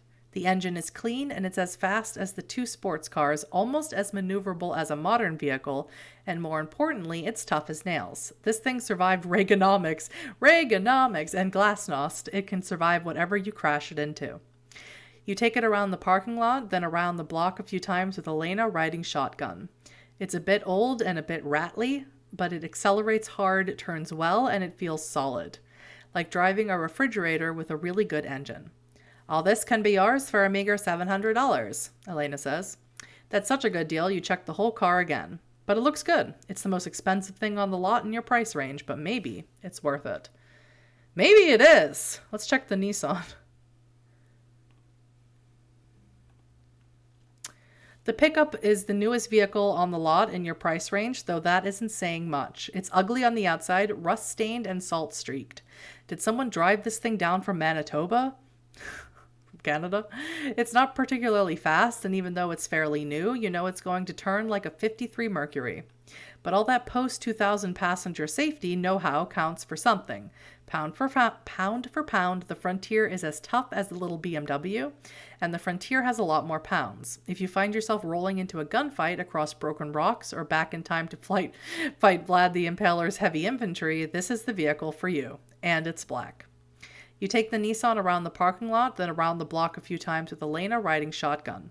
There's plenty of room in here if you ever need to transport something bigger than a manila envelope, like a cursed sarcophagus. So many little nods to Bloodlines, I like it. This Nissan is perfect. Still, the driving experience is viscerally unpleasant. It's floaty and slow, the visibility isn't great as you were expecting, and you think something is wrong with the electrical because it doesn't feel like the power steering works right. You're going to hate driving this thing, but it drives. $350, Elena says. All right, so it has great Yeah, I guess I'll have to pick the BMW, right? Or the Honda.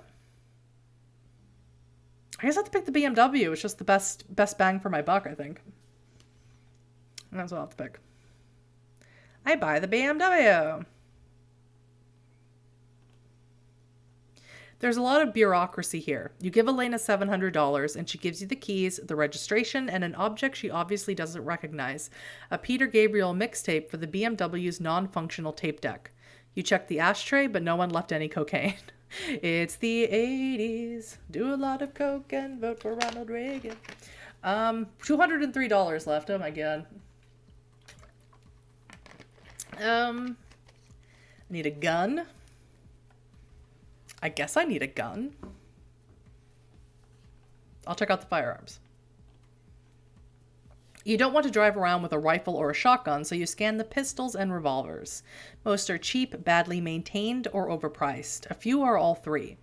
But finally, you spot a Springfield Armory XDM behind a Sig Sauer you can't afford. $320, Elena says, handing you the 45 so you can check how it feels. It looked bulky in the case, but it settles easily into your hand. Elena watches you as you rack the slide and sight down the barrel. You need something bigger to knock down a vampire or even an old and powerful ghoul, but this is the perfect anti-human weapon. One round will take a regular mortal out of the fight, and it fits under your peacoat without being too obvious. And most importantly, you can afford it. Well, I can't afford it. I can't. Can't. I can't afford it. What about a computer? Can I just spend all my money in your shop? No, I can't afford it. I can't afford it. All right. What about a suit? Do you have a suit? I would read all this, but I can't afford it. What a suit. Can I afford a suit? I can't even afford a suit. I am so broke. What about a computer? I mean, a sword. What about a sword?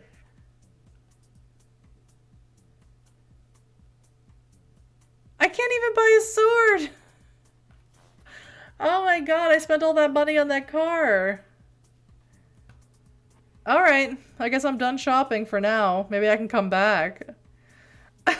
I just have a car.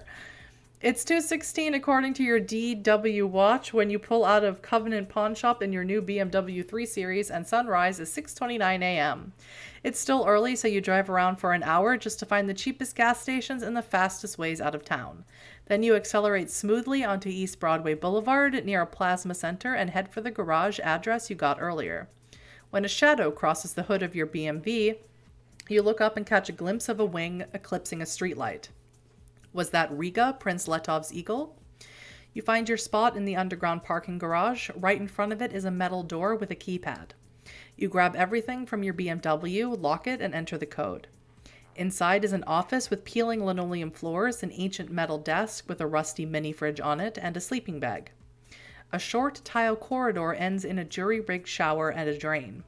There's a clear plastic bag and some toiletries on the tile and a bottle of 409 that won't do anything against the smell of mildew. There's no Wi-Fi. It's fine, we don't have to get a computer. Still, it's better than sleeping in an abandoned semi-trailer, and your phone actually gets good reception. Even better, there are escape routes into the sewers that you can use. You loosen the grates and make sure you have a clear route into the sewers in case you're exposed. You're just getting settled in when you hear your door lock beep. The metal door opens, and there's Julian Sim. Oh, there he is.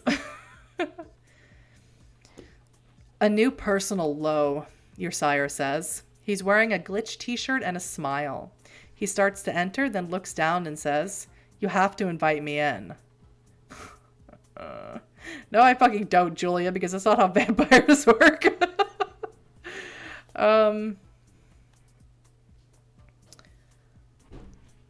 I'm gonna say, I'm actually trying to do legitimate work here, so if you could leave, I'd appreciate it. I have a chance with the Camarilla here, and Julian is nothing but trouble. I'll leave you once you're safe, your sire says, stepping inside and glancing back at your BMW. Then he tosses you a tiny webcam. This was in your ceiling, by the way. Give me your phone and I'll take care of the tracking there. He looks so young, you think, as he wanders in and out of your shitty crash pad, sweeping for bugs. For some reason, you expected him to age. You look at yourself in your BMW side view mirror. You haven't aged either. Man, it's been a while, Julian says, leaning against your doorframe. I remember the nights we spent keeping that elder asleep with offerings of blood, the days curled up together in the desert. Wasn't it romantic? I'm going to say I was a confused young fledgling and you were my sire. I won't make that mistake again. But it was a fun mistake, wasn't it? Your only answer is silence. Anyway, we need to discuss Clan Tremere and the things they got up to in their research. I've been working with Jasper Knowles lately. Terrible what happened to Jasper. Of course, it's also terrible what he did to that sewer rat, and that outlander, and that... Anyway, what's worse is that lately I've been working with Jasper, not K-Knight to K-Knight, but man to man, as it were. Of course, Jasper went and screwed it all up with his experiments, and I had to get rid of his... Julian studies you for a moment, then his eyes widen. You found the damn knife, he says.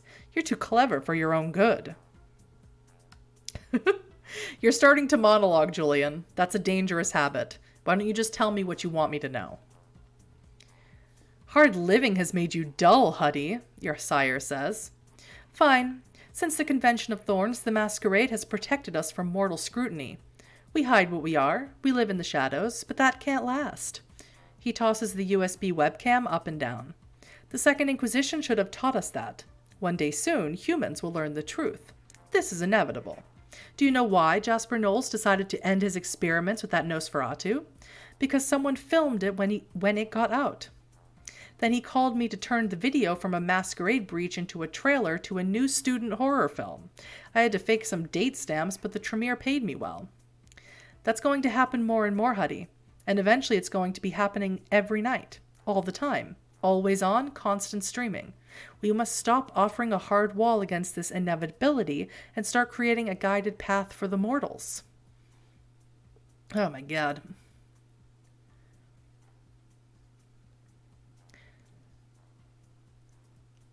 I'm not turning humans into pets of the kindred so we can eke out another 100 years of unlife. That's just my point, Huddy. You won't have to eke out an existence. And you won't rule from some hammer horror Dracula castle like most Cainites want when they abandon the Camarilla and its traditions. You'll get to live a life. Cainites and mortals both. We can have something better than this. Tomorrow, now that you have this beautiful machine, Julian says, banging the hood of your BMW, Prince Letov will give you one of 3 USBs. Would you like to know what's on them? He doesn't let you answer. One warns the Bruja Patermuster about renovations to his hospital that will expose his followers. One informs the Tremere, Invidia Cowell, that her mentor Jasper Knowles is dead, and that her funding is cut off because her facility's contacts with mundane biomedical research firms threatens the Masquerade. One tells the Ventru Ellen Olivkrona that the Second Inquisition is coming for her little prison buffet down at the border. Wherever you go, the people will use you, or destroy you, to escape what's coming. And it's all happening because of Jasper's experiments. Yeah, we already know all this. And you only know it because you were listening in on the prince. I ought to tell Letov and cut a deal with the Camarilla.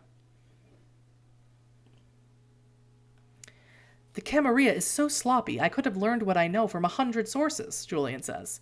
They're always sloppy, and that puts you and me in danger, especially you, Huddy. That's all. I won't even ask you to work against Prince Letov or the Camarilla. Just watch for the SI. But first, let me demonstrate how disposable you are to the prince. Now think back to what I taught you. Where is the best place to begin, Huddy? The walls? Letov's thralls? His pet bird Riga? Another damn test. Julian used to love these. But your relationship with the Camarilla and its traditions is cool at best, and Julian always had a knack for spotting spies. He watches you as you look around your little garage. Prince gotta pay more for these damn deliveries. I agree.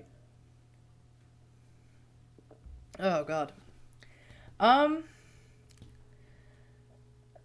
What's the best place to start?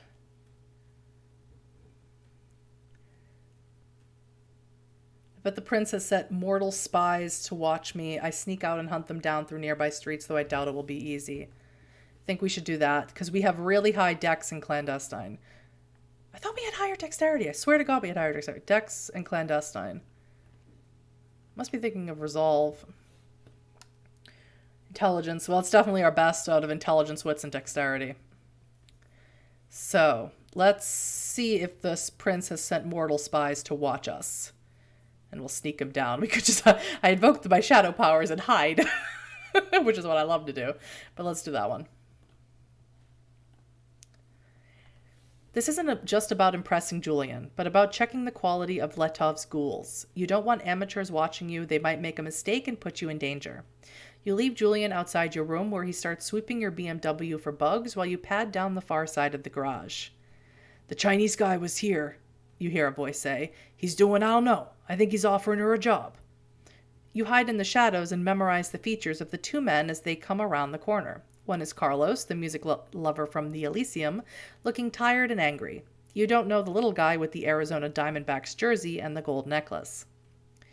"Why do we have to wander around here like assholes?" the little guy says. "Isn't there a camera?" "Fuck if I know," Carlos says. "But this new girl, Letov thinks maybe she's with the SI." "Can we say SI?" the little guy asks. "I guess. Like, we can't say it on the phone, I think. Look, it's a half hour to sunrise. The new girl is all snuggled down. Let's get some coffee and see what Lana's doing." You don't hear the response as the 2 get into their car, a powder blue Lotus Esprit Turbo, and take off blaring Perturbator. Okay. Well, I'm actually going to have to end the stream here. I've been streaming for just a little bit over 2 hours, but this has been really fun. I can't wait to get on the road and start making deliveries, and of course finding out what the hell it is that Julian wants from us.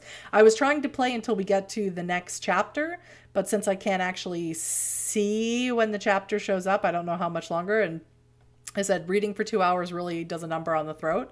But I want to thank everybody for being active in the chat and joining me. I'll be streaming this again tomorrow, probably at the later time as opposed to the early afternoon time.